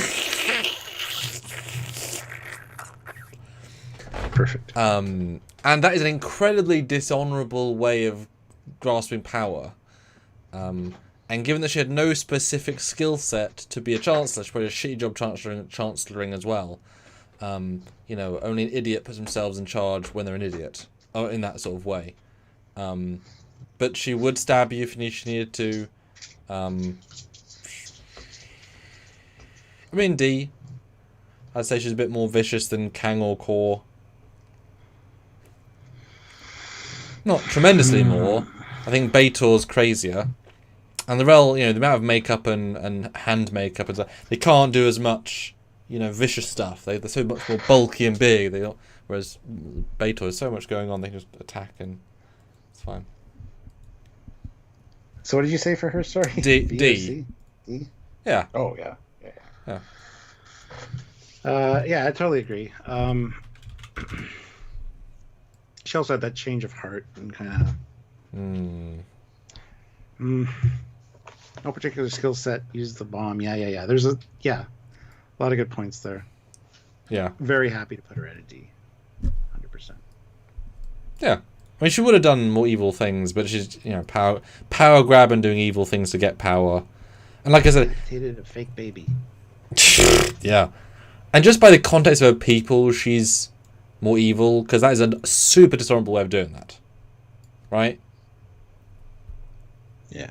So that's, something to be said. Olivia Julius, $5. Oh, no. Precious Mate needs to be at the top. She knows what she did. The cat will smell it later. That's funny. She knows what she did. All right, next up is Lursa, the second half of the Girl Sisters. She's more dangerous, more calculating, more planning, and more level-headed than her sister, Beor, who got a C. The only reason we gave her a C was because she would probably go off and do something really stupid and dangerous, and as a result, not plan it through. She's very impulsive. She acts on her emotions. Lursa, more so vicious, probably. Very measured, has the long game in mind, has the next 15 steps planned, keeps her sister in check. As a duo, they're super dangerous. Separate them. Lursa, I think, is still more dangerous, but barely, for different reasons. A little bit too calculating at times, probably. I would say a B for her. I'd put her above her sister by 1. On Locutus level, eh? Yeah. I just think, again, if she didn't have the Duras name, innately isn't a mean person, is just a Klingon who wants power. I don't know. I don't think she enjoys hurting people like her sister does. There's a level of, literalness to the viciousness. I don't think she's quite as vicious as her sister. I think they're the same level, but for different reasons. Would be my vote on that. I see your line of reasoning.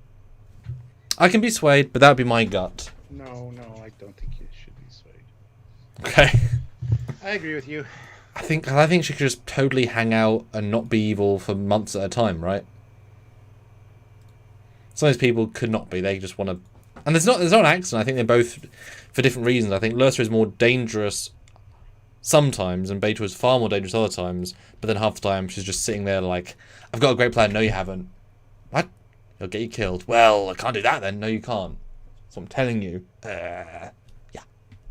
Don't do that, sister. You're stupid. What? Yeah, just calm down. And one of those days, she has an idea for a giant time bomb. And it's like, what? You're so smart. Thank you. Does it work? No. Oh. Ah, Stuart. There you go. Have fun. Nice guy. I wouldn't put him up at... I like Lorca. God damn it. But look at that blood, Stuart. Was it his blood? Well, yes it is. Damn it. He's evil, but it didn't come off as evil. I don't know. No, give us a full argument, Stuart. You can do it. This I don't have an argument. God damn. Listen. Love you, bud. It's a safe place. It's a safe place. You can say whatever you want. He played the long game as well. Messing with Stamets to like, hey, you want to take us home early? The crew deserves it, kind of thing. Blah, blah, blah. But also really wanted... Well, he could be super evil. Son of a bitch.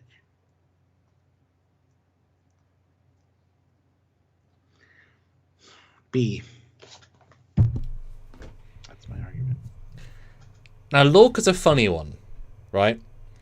Because as I was processing my thoughts in that sort of small amount of seconds, comparing him to Giorgio is a fair bet, how evil they are in comparison. But Lorca didn't have the power Giorgio had. So when Giorgio was in power, she would just live the life and occasionally do evil things, but she got there through evilness. Lorca, when he got in the position to get power, did really aggressive, bad things to try and get the power. So he escalated further than Giorgio, like feeling the viciousness, right? Like not the actions, but the intent, the wanting to hurt, the I must kill, I must, like the drive was there. We never got to see that fully done. But I would assume that if he had the same power as Giorgio, he wouldn't be out just stabbing children for the sake of it, right? Similar level of evilness to Giorgio, just didn't have the chance to utilize it. But, his turn scene is excellent, right? Is fucking vicious. And he leaves the guy... He's probably going to, try agonize his kill after a long enough time, right? Like that... Die in the most agony you can possibly do. Really brutal. But I didn't see enough of him, of the vicious... But does it not say something about an evil person? They can fool everybody that he's good. That's pretty freaking smart. Because that's like the last line of TOS episode is, mad men can't live in good times, but good times can fake being bad. That's like the takeaway. He was so evil that he could control himself enough to be good. I mean, a shitty good, right? A war good, but like he could fool people. But we never got to see him be evil. But I do think he's a worse person than Giorgio. Like a more... I disagree on. But like from like a 1-to-1. Like I think Giorgio would stab you in a graceful, like, clinical way. He would rip your intestines out and make you watch as he pulls a life from your body and then kill your wife in front of you and then kill the child in front of the wife. Like he would do it all by hand because he likes it. Like different levels of gruesome. She might kill a planet, he'd kill your wife in front of you. I'm gonna leave this one totally up to you, Stuart. Where do you want to place him? B. Okie dokie. You agree? Yeah, like I said, I said my points. Wherever you think he goes at the end, happy with it. So in this chart, he can be quite high because he's yeah. All right, before we get to the next one, I want to encourage everybody to hit like, even Salty Trekker, even though he's probably not watching anymore because he's not talking in the chat. Megan Bruns, member for 18 months at the rank of ensign. Good to see you. Thank you. 18 months. Agree so far. How dare you be right? That's a lot of people to agree with, so that's awesome. Thank you. Ray Ricks, £2. Hashtag justice for Lorca. It's not too late. Not a band account, $2. S tier racist. You'd make the Empire great again. Ugh. Yeah, but everybody's racist in the mirror. Yeah, because humans are superior. Like it's a default position, right? That's not you know, Georgia. It's the norm. That's not out of. Yeah. Yeah. All right. Next up is we said Bor. not on the count, don't worry. Ooh. Do you want to handle it? Do you want to jump on it? Yeah, you jump on it. Totally evil, heartless, no empathy for anybody. The delivery from Brent Spiner was so chilling at times with the way he was so emotionless and just evil. Like his deliveries were fantastic. He's absolutely an S tier. He will do whatever it takes to get the job done. He does have a bit of a weak spot for Data, wanting to kind of turn him to his side. And that is a weakness as far as his plans go sometimes. But I think he totally deserves an S tier. I'm sorry. Hashtag sorry, not sorry. Hashtag Canadian. Yeah, exactly. That's what that was. Yeah, I mean, it when you are forced to think about these in the single argument construct, he has a lot of these traits we've already talked about. He believes he's right. Lack of compassion, lack of empathy, programmed not to be evil, but the combination of what came together to make him this evil. He will hurt you, he will beat you, he will kill your ship, he'll kill your family, or not. He doesn't need to be bad, right? He's kind of all of the above, right? He's you could happily have a nice chill dinner with him, and then he'll pull out a phaser and shoot your best friend Bob, who's here with us. And it wouldn't faze him, right? Because at the end of the day, there's a reason that he's done that, and deal with it. Because he's right. Yeah. Because you're a human. And it's not because humans are wrong, it's just he's right. You know, it's a fascinating performance and a fascinating character. I do think, I think in terms of what he would do, he's not the sort of genocide guy that some other people are. Which is a fair point. But he's absolutely the sort of guy who you can never trust. You can never really convince because there's always something else going on. I mean, stronger, faster, fightier. I think I want to agree S because of the pure instability and power. You know, far smarter than Gul Dukat, far stronger than Gul Dukat. You could actually trust Gul Dukat if you're on his side. Like 9 times out of 10, if you were Damar, Gul Dukat's not gonna stab you in the day, right? Mm-hmm. But if you're an Borg guy that's on Law's side, he might just break your neck. Yeah, I'll go S. Perfect. Yeah, I didn't think I was gonna say that going in, but you had a really good. He's dangerous. Yeah. He's really dangerous. Every time he was on screen, I was like, "Oh shit, anything can happen." Yep. Yeah. This is the exact opposite. Well. It's the exact opposite. Dangerous because he's like a little child that found his dad's gun. He just wants the best for his clan. He's got really bad sense in hair products. Yeah, where should I put him? I would rank him a C. I think he's as dangerous as everybody in the C category. I love it. I love it. Seska now. That's a different story. Yeah, Marge Color's a funnier one because the morality of the Kazon is so odd. It's hard to kind of know where that lies. I think he would enjoy beating somebody up because of the sport of it.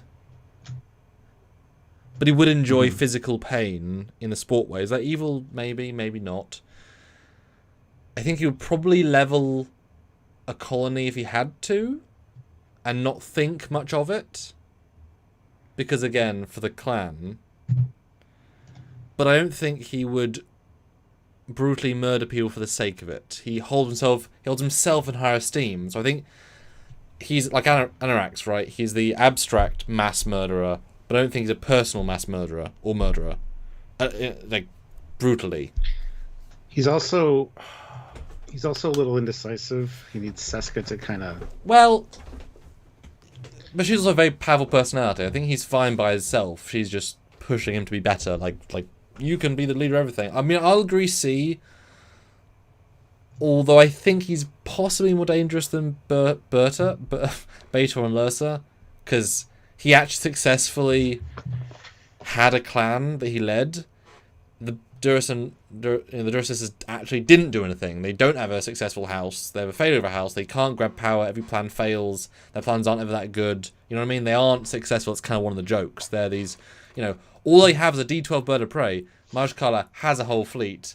He has so many ships he can sacrifice them to attack Voyager over like weeks and not even blink, right? So it's a small differentiation, but I think still C, but I'd still say higher C just for tactical ability. Yeah. Yeah. Yeah. He's still dangerous enough, but... Yeah. Yeah.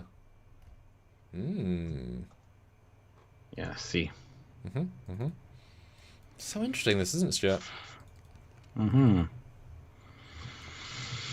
Oh, Stuart, go for it. In the scope of Sherlock Holmes stories, he'd be an A, I think. Maybe an S. But as far as the hologram goes, he just wants to live. He just wants what everyone else has. He didn't ask to be brought into existence, but he wants to enjoy what he has, and he will do whatever it takes, more or less, to get that. He is not really, in my opinion, a villain. He's I don't know how to phrase it. Well, he's an antagonist. That's a big clarifier. A lot of these. Yeah, to me, he's an F tier villain. He does empathize with people. He doesn't want to necessarily hurt anybody. Like even Pulaski's like, I have no intention of hurting you, ma'am. Have some more crumpets and some tea. But he's going to hold her until he gets what he wants. And if that involves hurting her a little bit, he would do that to prove his point. But he would not enjoy it. He would not relish in that. He would not be like, yeah, I get to hurt someone.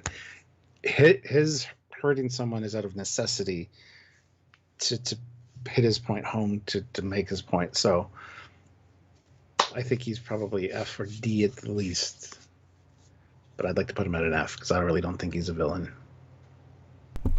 Okay, so question to you. In the episode, he has control of the ship, he's threatening them, bad things might happen. Do you think he's bluffing or would actually start damaging the ship, damaging the crew if they were not whatever? Would he actually fulfill a threat to eventually kill people, or was it all a bluff because he's smart? I think he would go that far. Exactly. That's important because I think he would as well. He wouldn't. It would not be his first choice. He would rather resolve things in a different manner and get the outcome he desires without hurting anybody. But I don't think he would. I don't think this version of him. He's so above it all that he is right. That if he was forced to, in a logical sense, let's say blow up a plasma conduit and it killed 3 people for the greater cause, he would not lose hologrammatical sleep. He would not even think about it in a day. That was a means to an end. So he has not got the moral compass to worry about the people he's killing because they are not important to his grand scheme. So he is evil in the lack of empathy. If it goes against his plan, he could also have a dinner party and not worry. Or he could mass murder a group of people if he had to. He had to, but he wouldn't be worried about it. That's important.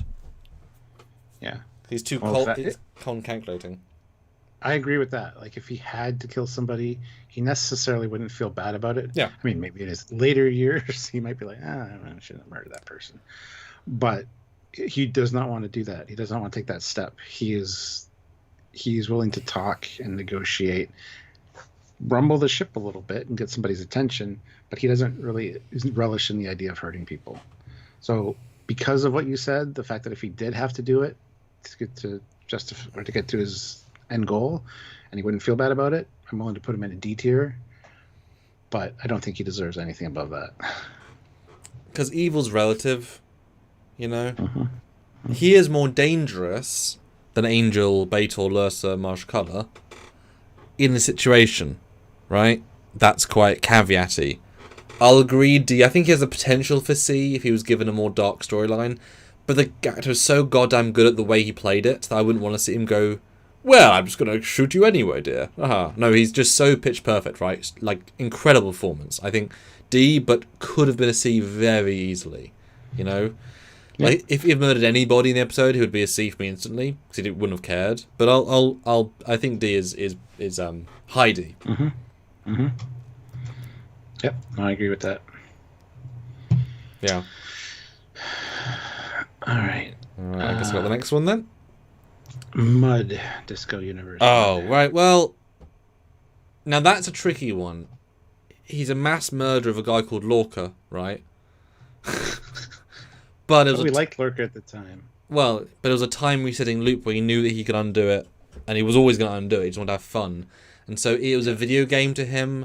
And that is kind of a fair point. Are you really killing somebody if you're going to undo time? Like, I don't know. He was enjoying it enough that he come up with so many creative ways to do it. But that's also gamifying it. That's not.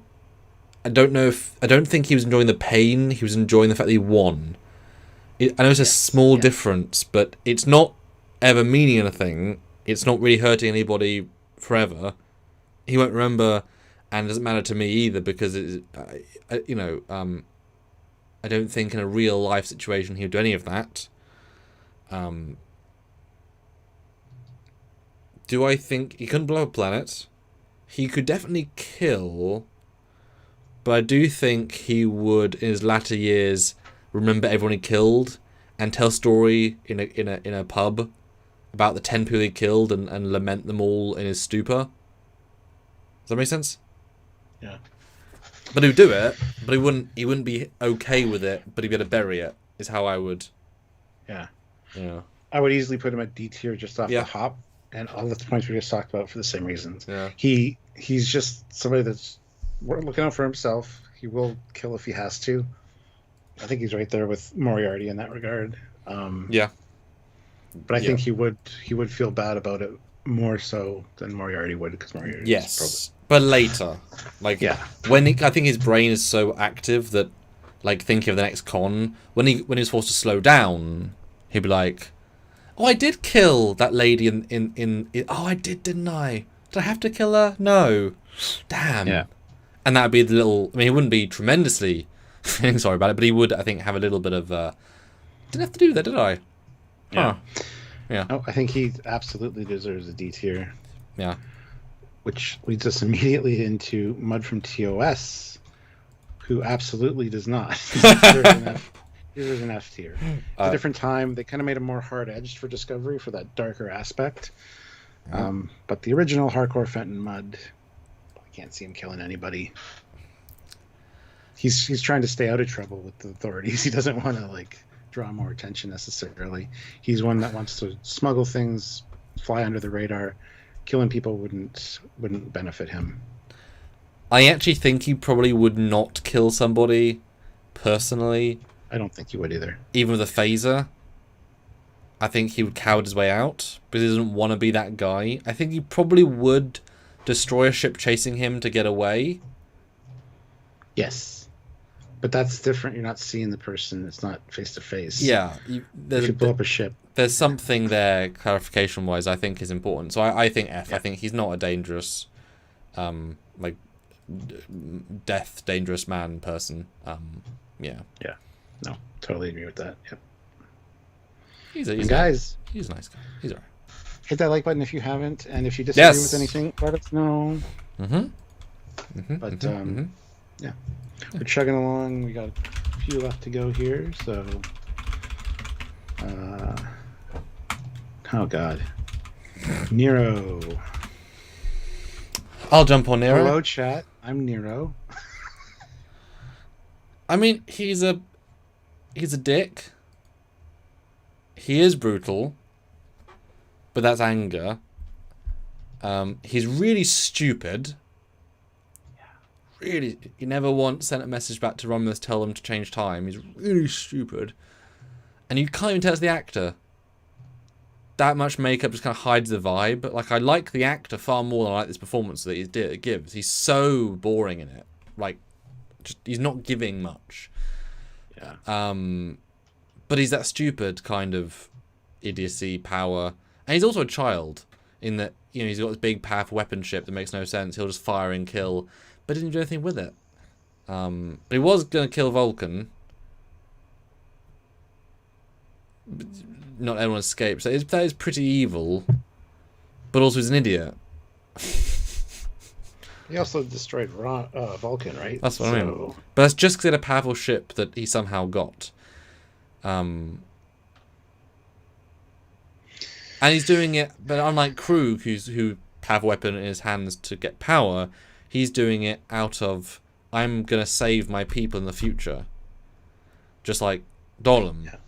Like, I don't know if he would have done the thing after that. Yeah. I think just for Vulcan and his one-mindedness, I'd put him at a B. I think he's right there with like Lorca and those guys. I just don't like him so much, but yeah, I think just for he killed a planet without any remorse. Yep. Yeah. Sorry, that's a big deal. Yeah, I know. I just don't care about him. Yeah, I know. But yes, Well, I think that's fair. This one should be an interesting discussion. Nick Locarno. Lick Nakano? What? Who? What? I want to lick Narcano. Oh dear, Stuart. What? We're back on Genesis. I just mentioned Genesis a second ago. How evil is him, Stuart? Genesis?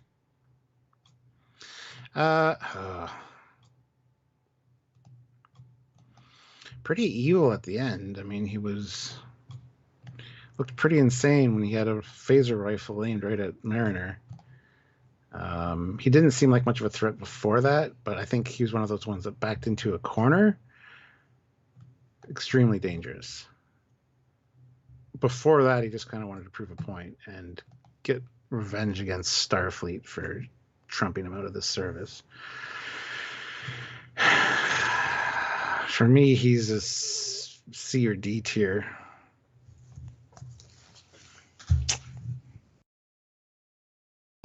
As an advantage, as a bargaining chip. I don't know if he would necessarily use it.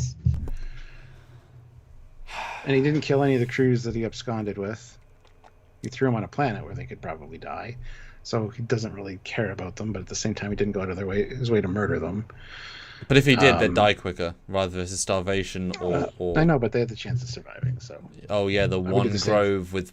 I'd be the same way. If I could dump your ass on a planet and you could maybe survive, I wouldn't feel bad about it. What, with glass rain and no food? Yeah. I wouldn't kill you, but if you died because you're an idiot and can't survive, that's not my problem.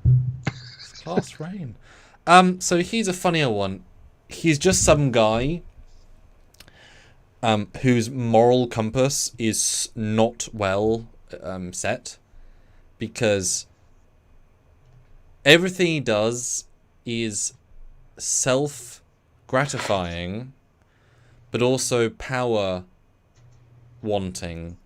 He wants to be meaningful, and he'll do anything it takes to get that. He would absolutely have launched Genesis, I think. Maybe not necessarily at a big planet, but he absolutely would have launched it.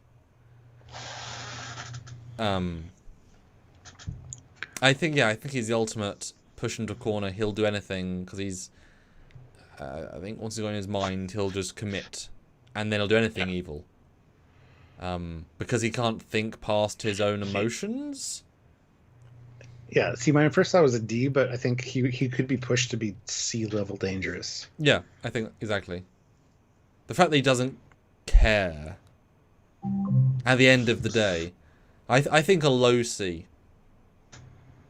Yeah, I think him and Angel could get on very well actually. Yeah. I think they're quite comparable, really. Yep. Yep, I totally agree with that. And guys, keep sharing your thoughts, comments, questions, and vote in the poll. We're in the final lap. Still got lots to go, but final lap. A few more super chats, your thoughts, comments, and questions. And then our final round will be to reorganise at you guys' potential... At your behest. There we go. Perfect. Leader of the Emerald Chain, Osira. I'm glad I remembered her to put her in. I didn't, so told you something. Leader of a major crime syndicate. Mm-hmm. I think brilliantly portrayed as well. Mm-hmm. Shall I just go? Yes, please do. So, in a fallen world, she managed to successfully resurrect and build a mini empire, and get fuel and get pirates and get a world, and she's very much the Hans Gruber. She doesn't need to yell, doesn't need to scream, doesn't need to be that emotionful. She can be calculating and smarmy and smart, that's what I can remember. Will absolutely kill anybody in cold blood. I don't think she wouldn't do it in a bloody way. She wouldn't knife you. Like, she would knife you if it was a film of PG where no blood came out, but she wouldn't knife you if it ruined her clothes, because her clothes are worth a lot. It's really good leather, you know? But she would phase you through the heart, probably phase you in a leg, make you an amputee just to get what she wanted. She'd absolutely destroy your ship. She'd try to bomb that planet out of existence with massive cannons, so she would absolutely just annihilate ostensibly a world, just not in a Death Star kind of way, because she believes in her kind of manifest destiny. You know, she's the leader, she's the desired one. I want to give her at least a B, because she has all of the self-assuredness, and I think that she would be very murdery if she had the chance to possibly be in a very, very low A. Looking at Capeda Khan, I think she would be very similar in similar situations. Yeah, she's one of the ones that, again, if singled out and backed into a corner, super dangerous. Otherwise, she has everyone else do the dirty work for her. Which is still evil to give such bad orders, though. Yes, but one that doesn't want to get her hands dirty. But should she be separated from her lackeys and be cornered, she could be extremely dangerous. Yeah, and obviously Giorgio would, judging based on, I'm sure she manually can take over an empire, right? That's also strategy. I put her at a B. Yeah. What do you guys think? High B, low A. Just because she isn't very moral. I think that's important here. She's more evil than Krug. Yeah. Not as much as, well. And not a banned account. Says, face looks familiar, just can't. Oh, his face looks familiar. Nero, probably. Yeah. Nacarno. Oh, yes. But anyway, this is Osira. I thought you were talking about her. She is actually Janet Kidder. She is the niece of Margot Kidder from Superman. And there's a lot of family resemblance, so. Yeah. We got a B, we got a low A. Come on, guys, break the tie. Help us out. I want to say B, but you look at Chang. I mean, Chang is less evil than Osira. Is he? He wanted to start a war, as you said. But killed millions. Yeah, but she would go in and kill millions. He wouldn't go in and kill millions. Like, he'd order it. Well, he'd ordered the results of it. She would say, warp us to Cestus 3, and she'd press the button that says bomb the planet to shit. And not think about it, right? Yeah. I think she's far more that. And it's not as if Dolam is the same, but she's doing it for pure personal reasons. He's doing it at least for saving his people. She's doing it because she wants to be powerful. And if she had a sphere weapon, she'd probably use it on a planet. I think she probably would. Well, like I said, I want to say B. You want to say A? We got Very a low A. Yeah, I'm a low A, a B, a B, and a B. First super chat, guys. Clinch it for us, because she just... There's not that many warlords who actually have ships and tech in this lineup that can do the actions, and she does. So that does, change a bit for me. Yeah, first super chat.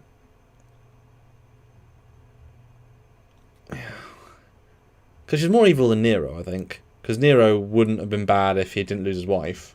She's bad because she's bad. But maybe she lost her family when she was young. Like, we don't know. I mean, we probably do know. I think they probably said that. True. Yeah, I suppose. But then you turn that into an empire of destruction.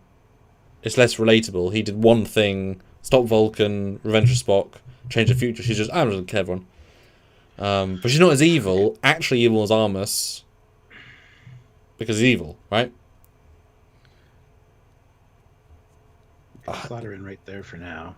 Yeah, first super chat, I'm torn. I think there's arguments for both. Let us know what you guys think.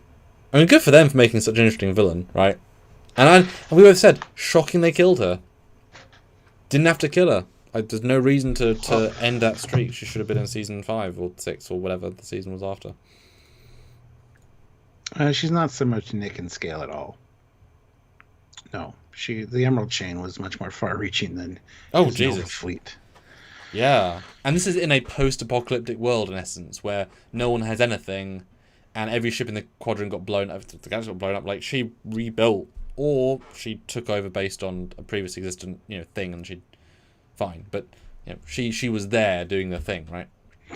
There's a B plus, low A, B. Like, I'm gonna leave her where she is for now. Yeah, first super chat, guys. Decide it for us. But that's cool. First mid vote. Yeah. Because it could be either. I want you guys to decide.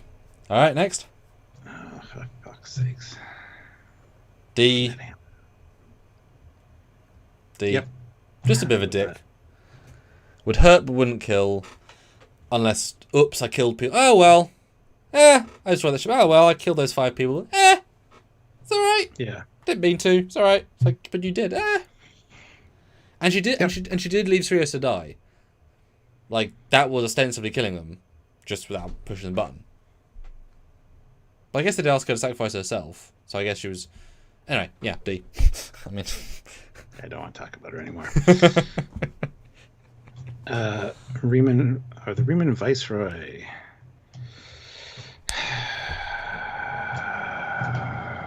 He's just he's a henchman. Kind of.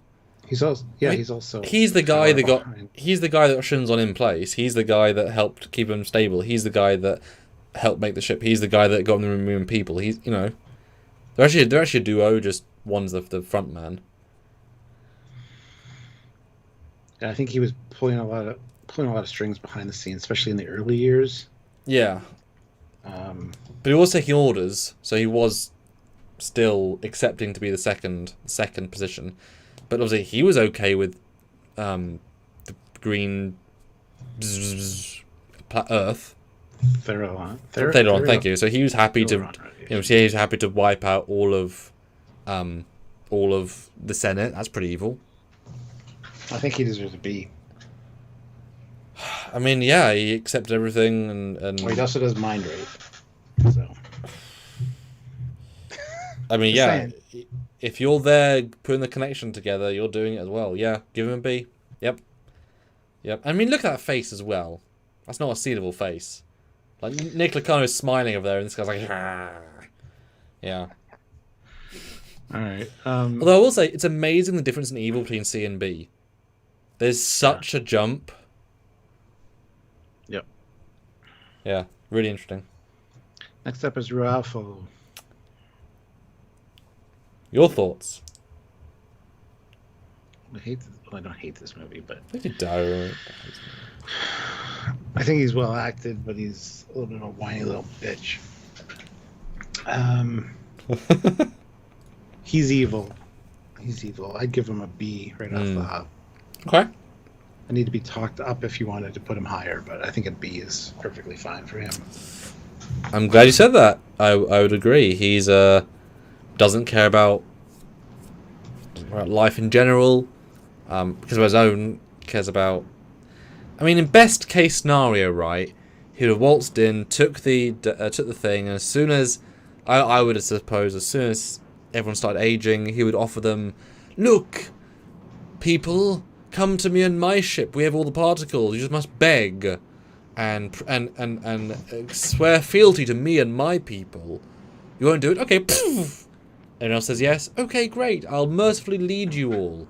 Now, if we're assuming that he is the guy that led them the entire time, then he subjugated the Teltak and the Galorans, like the three races, subjugated him to a slave race. That's him. That's him and his 12 people. There's not that many Baku on that planet, or Sona.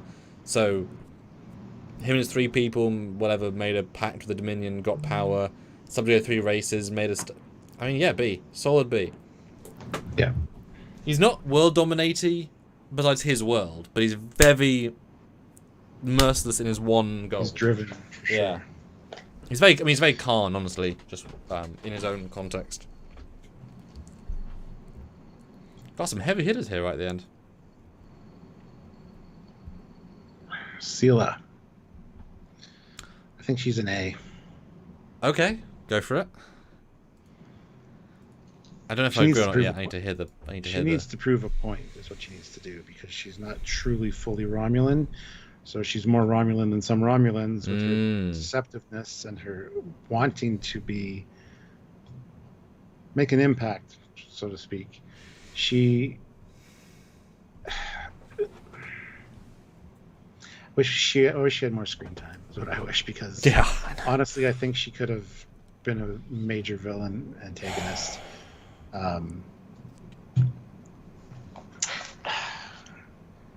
But is she worse than Raffle?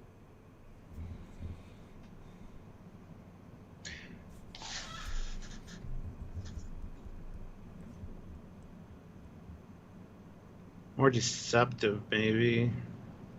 She's a Romulan, so I mean... Is she? Kind of. She might be tempered a bit. I don't know. My first thought was A, but now I'm thinking B. I don't know. She would she? Because Romulans are not as brutal. Would she kill someone with a knife in cold blood? Yes. Would she enjoy it? Not necessarily, but she wouldn't think twice about it. Exactly, but she wouldn't savor it. It's a means to an end. Yeah. So there's a slight clarification. They're not as prone to like shooting things and bombing things, so she doesn't look for violence, which is important. Raffle, Viceroy, Nero, they would look for violence in the way we're looking at them. She would rather, because if you think about her, we only see her in like 3 episodes, right? Her coup plan with Spock is a non-bloody coup. It was meant to involve a surrender and they take power. There was no big war. There was no big vicious attack. There was no, that's worth saying. She's strategic. So I think she's not... I think she would happily not kill unless she was made to because of her job.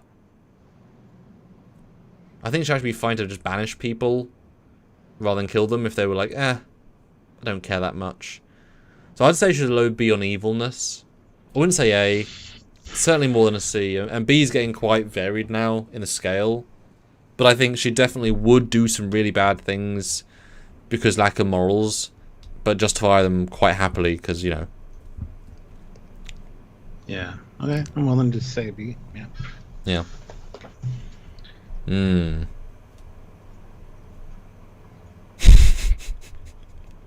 remembers this lady that I had to include because it was like... I just know she's in tomorrow, but I can't see her being a villain. I forget why she's a villain. What happened? I don't remember. Well, she's the lady that was... She's a time agent that got sent back in time to kill Khan and change the timeline. So she's morally bankrupt enough to willingly change all of history and kill anybody in the past in cold blood, which she did. She shot several people, which a lot of people haven't done. Happy to kill in cold blood to change all of time. As a time agent, you can. I think as a time agent, you can divorce yourself from killing somebody because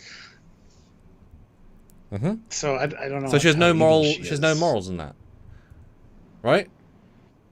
Yeah. And she certainly enjoyed killing Kirk, viscerally enjoyed it. So she's certainly brutal, no question.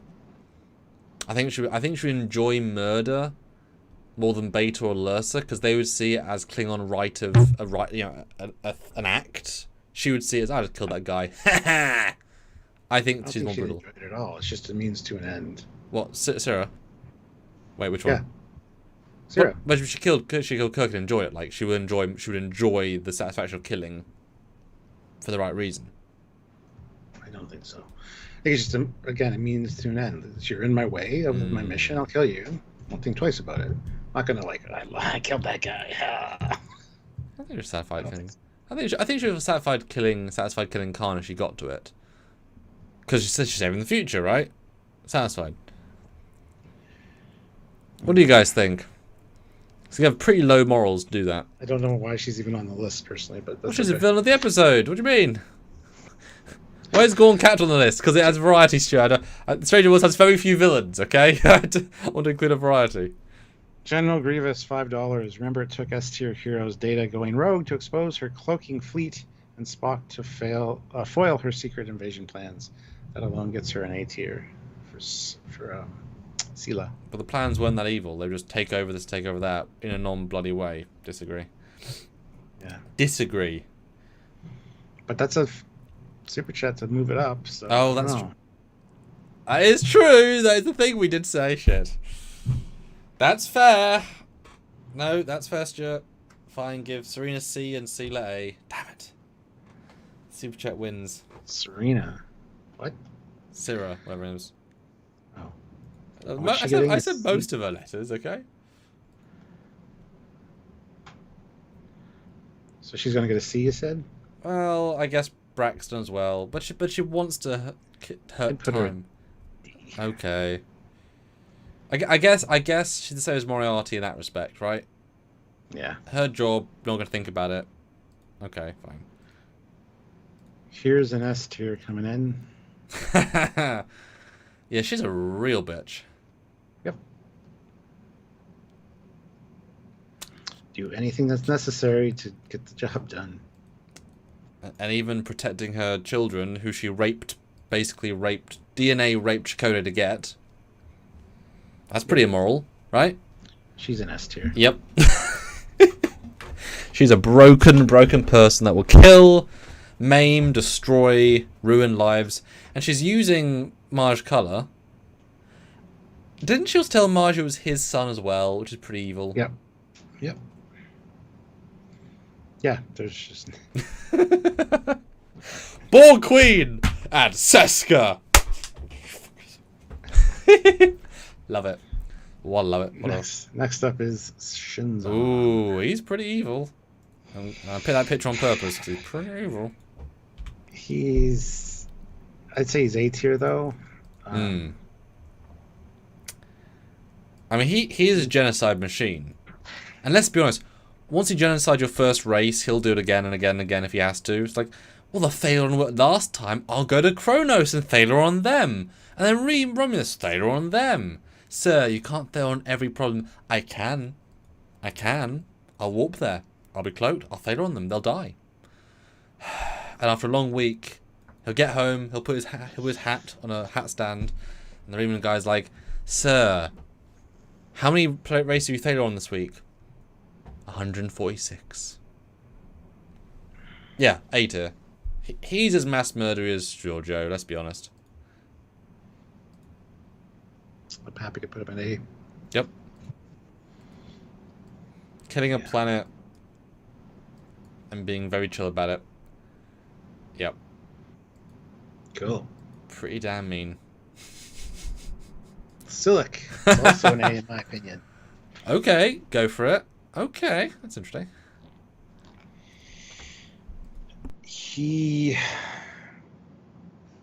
Oh my god. I don't know. I'm running out of things to say. I just know he's an A. Boom. But I don't know. I don't know what to say about him. I don't think he would kill for pleasure. He's very much job based. He does it for his people. He wouldn't mass murder. I don't think he'd mass murder either. he's very and he's even doing anything without being told to. Everything's because of his job. I think he'd happily retire on a farm and just hang out with his wife and 2 kids. Oh yeah, I think he was creature like of circumstance. Like he. Yeah, I think a B at the most. I think he'd absolutely be a C if he had to be. I think he would absolutely not be vicious if it wasn't the job and being threatened with time killing. Now that you said that, sure. Yeah, I think he's actually. I think he's almost not evil in a sense. It's just he's willing to go to any means because. And also, you could maybe argue that Future Guy, when the DNA modified him, made him less moral. That could easily be a thing that happened, you know. He's an augment, so... I mean, I'd say B or C, honestly. I like the guy a lot, but I don't think he's that evil in the grand scheme. I'm willing to say C, honestly, because... if left to his own devices, yeah, he would just live a life. Yeah. Yeah. Yeah, thank you, yeah. But he's dangerous when he's backed into a corner as well. Oh, yeah. Yeah, I think C. Yep. Yeah, no, I'm happy with that. Wow, I brought you down far on that. Nice. Yeah, you did. I'm also just like... I get to the end of the list. Yeah. Biggest bastard in the galaxy. He killed Kirk. This guy's just stupid. There are other ways to get into the Nexus. As every other way. Why don't you just fly a ship into it? Or they all get destroyed. Yeah, but the people that were on the ship get pulled into the Nexus. Yes, which you know, because you were in the Nexus for a few minutes. You're just a dumbass. But he's the classic evil genius criminal. Yeah. I think he's a B because he will absolutely kill your planet for himself. And like he's not thinking about Viridian 3 with the 5 million people. Like, not even for 1 second is he thinking about them. Right? I want to give him a B for his pure... I don't know. Yep. I'm fine with that too. Because you're right. He would fly the Nexus into a planet. Any planet. Yeah. There's no difference to him. Yeah. Yep. All right. Chugging along. Next up is Cybok. He's not a villain, man. Come on. He does not want to hurt anybody. Does he hurt anybody? No, he brainwashes them, but he wants what's best for them. He relieves them of their pain. He tries to justify it. Ray Ricks, though, 10 pounds. Khan to S tier. Genocidal megalomaniac, played with the right amount of flair by Ricardo Montalban. More iconic than some of those other A tiers. Yeah, I'm happy to do that. Legacy factor alone. Okay, hey, super chats have some power here, you know. Yeah, the genocide thing should have had him there anyway, but I don't know. We had that discussion at the time, so.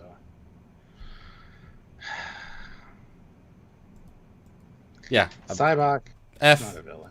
Yeah. Well, I don't think he hurt anybody actually. Entire episode of the entire movie. Even says, I don't want to hurt anybody. Just do what I say, please. Which is why he's such a great antagonist, because he's not actually physically hurting anything or anybody. He laments it in that one scene when people have to do bad things. Yeah. Yep. Which is great. The villain of that movie, not really a villain. Yeah. Ooh. This I threw in last minute. I was like, oh, this is an interesting throw. Delusion leader. They're not evil. They're just misguided. They don't have empathy. They don't have feelings. They want to experience what feelings are like by observing others. They're just so out of touch with the way that their species used to be that they need to observe and live vicariously through others. So I wouldn't say evil. They have the potential to be super evil, and they're not really. They do torture Pike with the flames and the burning and all that, but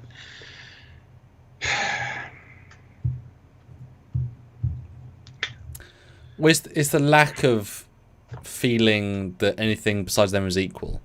If you have found your way into their menagerie, you are therefore by definition a pet, a lookable thing, and they are very happy to torture you. So I want to say a high D, because causing pain and not thinking set twice of it in this context, I think deserves a D. Yeah. I think they probably would kill without too much worry, but they're on a planet they're on a planet. Like, what can they do, right? They haven't got spaceships that we know of. Next up, stepping out of the Ooh. alphabetical role for a minute, the Diviner. Yeah, these have really been moved around. Oh, that's interesting. How do you make it up the top so I can do that? Right click, order, bring to front. Very PowerPoint of it. Okay. I mean, he's Nero. He's just a thoroughly better Nero, right? In every goddamn way. He will hurt. He will kill. He slave labored. Although he slave labored everybody who found. He bought them.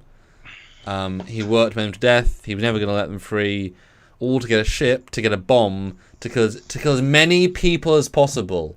It wasn't even scaled his madness. It wasn't even to kill a planet. It was kill as many people as I can possibly kill to stop the future. It wasn't a surgical strike. It wasn't a tactical strike. It was as many people as possible. Pretty freaking bad.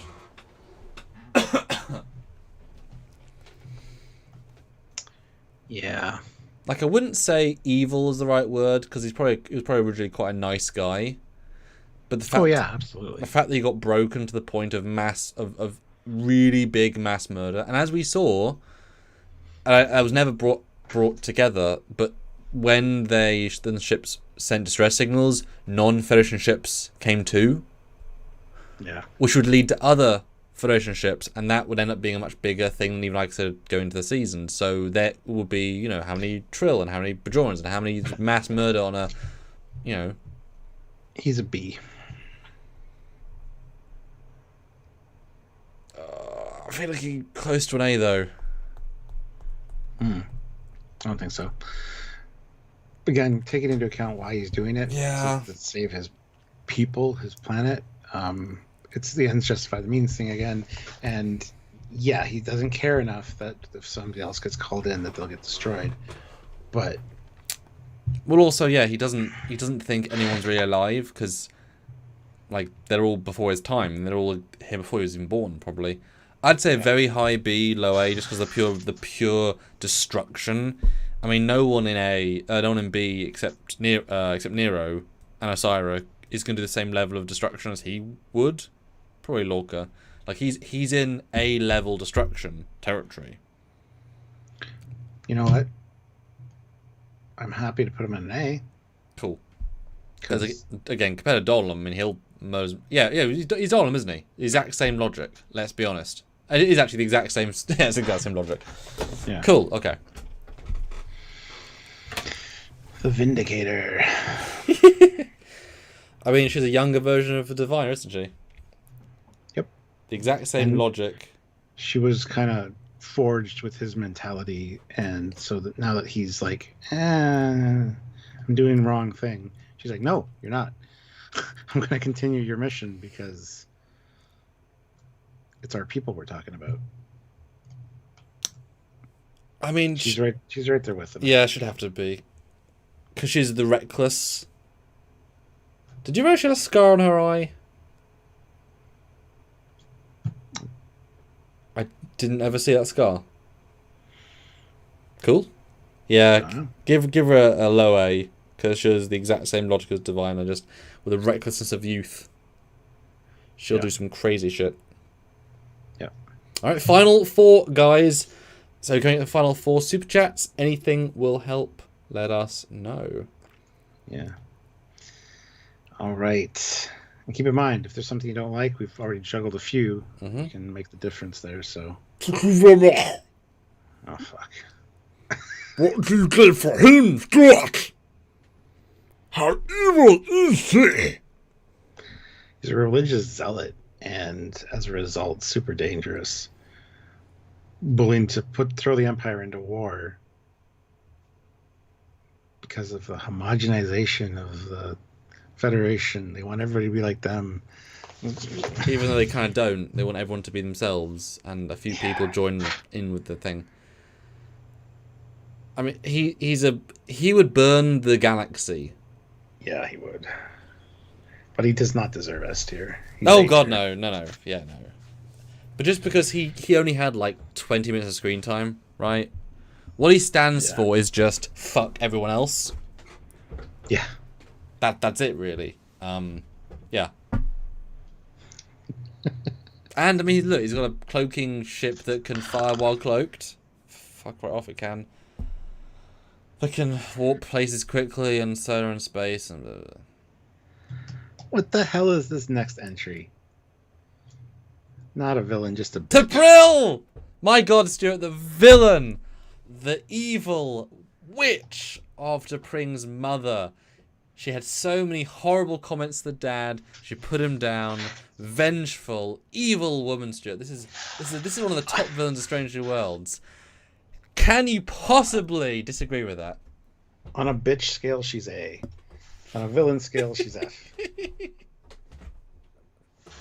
That's funny. No, I just thought of her so well, and please make her a D just for the lols. Come on, she's such a mean lady.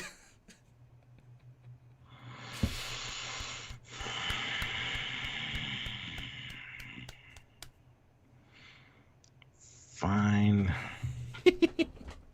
She was so great in the episode. She was such a good performance. They all were really, really fantastic. I just thought I'd have to. Oh lordy, somebody was asking for this earlier. Vatic. Cool.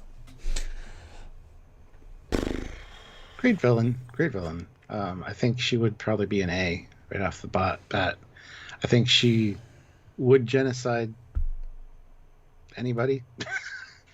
And she was so well performed. Would she genocide anybody though? Don't know if I'd agree with that. If it was served for a cause, yes. She wouldn't just randomly fly by a planet and go, "Oh, fuck you guys." Because it's implied she's been around since the Dominion War in a ship that's very powerful, and there was never any implication that she went and genocided. She was a bounty hunter. That's her official role. She's not out there just murdering everybody, because then she'd be way more famous, right? They never played it as if she was this big, great, famous, mass-murdering villain. She was just some person on a ship that kind of kept low profile and bounty hunted. I don't think she would genocide. She could have attacked Earth. I mean, you could argue she's working with the Borg to also kill Earth, but that's not her doing it. That's her agreeing with a higher power. I think she kept to herself most of the time. Yeah, I would have said a B, personally. I mean, she murdered a person on the bridge, but that was it, really. What is this last one? Seriously? Vosk? I mean, he's the evil... I mean, he's a time Nazi. What do you mean? That's pretty evil. Oh my god. End you on a high, guys. Time Nazi. I don't remember him. Like, I remember the episode he's in, but I don't remember anything he did. Look. The fact is, just like Anorax, he was very intent on winning the Time War. Destroying every alternate timeline that wasn't his, killing everybody in every version of every planet that he didn't like, and ruining time because him and his very few people, like, he didn't have a big team, so just him and his mates to win this giant time war, to take over Earth, to kill people, to shoot. You know, you don't pretend to be a Nazi unless you're evil, right? Because he obviously fitted in, and it's not as if he ever had some like hollow emitter. Like, Nazis who are anti anything that isn't white accepted this guy to be a general. I just want to point that out. So he's that amazingly bad, he convinced Nazis to let him be a high-ranking Nazi. I mean, that's a real thing. Like, Hitler would have known him and accepted him, and without him, Hitler wouldn't have got, America. I mean, he's pretty freaking evil. He was going to win a time war. A then. A. I mean, the amount of people he's going to kill, ostensibly, yeah. Oh, somebody brings up a good point in the chat. Where the hell is Wayun? Is Wayne a villain? He's an antagonist. Oh, sorry, a lot of these people. Well, yeah, but I didn't include that many. I threw in a few to be fun, but most of them are villains. It's like Kai Wynn's not a villain; she's an antagonist, right? Well, she's a fucking villain. She's I mean, an S tier. What's the other the Kai? The pre-Kai, the annoying one. Kai Paka. Yeah, she's an antagonist. She's annoying. I don't take it. She's a friend. She's she? awesome. There's a different. Yeah. There's a Kai in the middle, isn't there? Who's just annoying. I don't know. I don't know. Probably. But Kai Wynn is an S tier. She should have been on this list 100%. I mean, there was time to add. I didn't care. There we go. although she also wouldn't genocide anybody except the Calassians. She's just evil, though. She's pure evil. Yeah, but she wouldn't. She's just as evil as Goldicott. But she never did anything with that, you know. Ray Ricks, 2 pounds, no winner, Wayoon. Yeah, well. And Wayoon, I'd put a D at best. I mean, he's also programmed to be that way.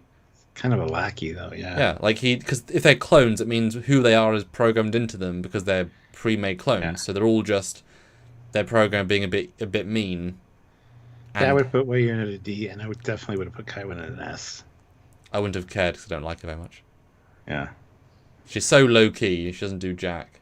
Well, she would. No, she does. No, she must be lower than Ducat because Ducat convinced the Par Wraiths to go for him, not her. So I'd have argued down to an They're A. equal. They're equal. Okay. Here she is here. Bitch. Wow, that was quick. What a bitch, yeah. I really just like everything about the character. Yeah, she's a bitch. That's the Did point. you have that or Brett had that? She's absolutely an S tier villain, though. Boom. Did you do that or Brett do that? Brett did that. Damn, that's Thank you, Brett. bitch. Right, so final super chats, guys. We're right near a fun number, so if you can, final thoughts. So for goodness sake, D. I mean, yeah. It's just, I think he's quite nice. Like he wouldn't. I don't think he'd hurt a fly if he wasn't employed to hurt a fly. I'm just saying, right? He's a very chill guy. That one that worked with Odo, he hung out and chatted, right? Like, yeah, and Trekyards says Seska. She's on the list. she's fucking A. S. I mean, She's an S tier. Yeah. So in this lineup, as we wait for our final super chat, we have Bor Queen, Female Changeling, Goldukat, Law, Seska, Khan, Kai Parker as the biggest, baddest villains of the Star Trek universe. That's a very broad subset of people, I'll be honest. Yeah. 4 ladies as well. So, gender equality there.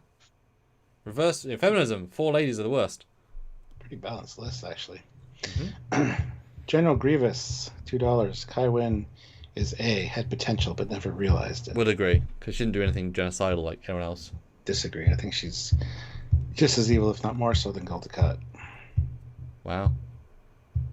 But it's interesting, we have 2 synthetic creatures, Law and Bor Queen, 1 amalgamous blob of pure I hate solids, changeling, and 1 super person. And A with Anorak, Badgi, Chang, Dolum, Giorgio Sealer, Shinzon Diviner, maybe Osira, Vindicator, Tuguvama, and Vosk.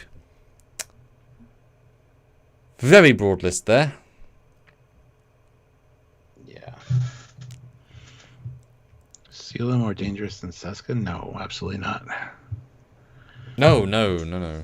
Seska is just demented. Yeah. She's like a burning ember of hate and death and kill. Sealer's just a bit pissy about not being respected fully. Yep. Well, there you go. There's our list, guys. Wow.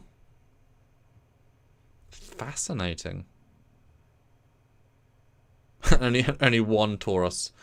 Although hers Lakutas are also could go anywhere.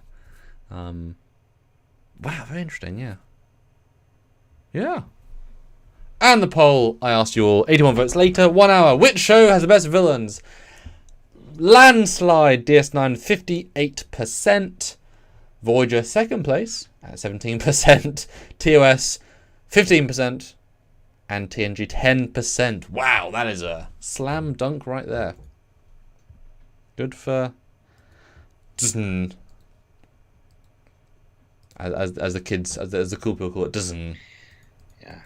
And we will be doing breakdowns. Like we will be doing the TOS antagonists and villains, TOS in the movies, and then we'll do TNG. And this is the same thing we did when we did the series rank or the seasons rankings, because there's a lot of nuance and context within.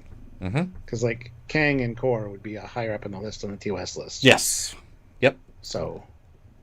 Yeah, we will be doing those at some point in the future, so keep your eyes open for those. Yeah, there's not many genocide villains in TNG, like the show. Yeah. They never made that many. But there is if you include all the Trek. I mean, they get sort of bigger in their scale as time goes on. I mean, TOS is not, like in theory then you'd add like, Tronya guy. Like the baby's a villain. Well, yeah, but it's a ship that can kill lots of people. Like, there's you become very nuanced in your discussion. For just where you... And a villain, he becomes just bad guy, I think. Maybe that should be called best bad guy, because villain implies hate and evil. Yeah, that's probably a good clarifier. Yeah. Yeah, that's probably a good way of doing it. Yeah, this is interesting. This is fun, Stuart. I think we've done a good service here for the community, I think. Yep. Not everybody agrees with us. I just saw a salty Trekker coming in. He's always salty, so... Yeah, people are entitled to be wrong. It's fine. That's their right. Unless they super chat, then we become wrong and they become right. Sure. Which has happened 3 or 4 times today. Dave, do you mean Trelane? Yeah, I thought he should have been on this too, but he'll be in the TOS one. Yeah, because he's again antagonist, not villain, in the same way like Kim. Kid. Well, yeah, that too. Like, no way should Q be here because he is.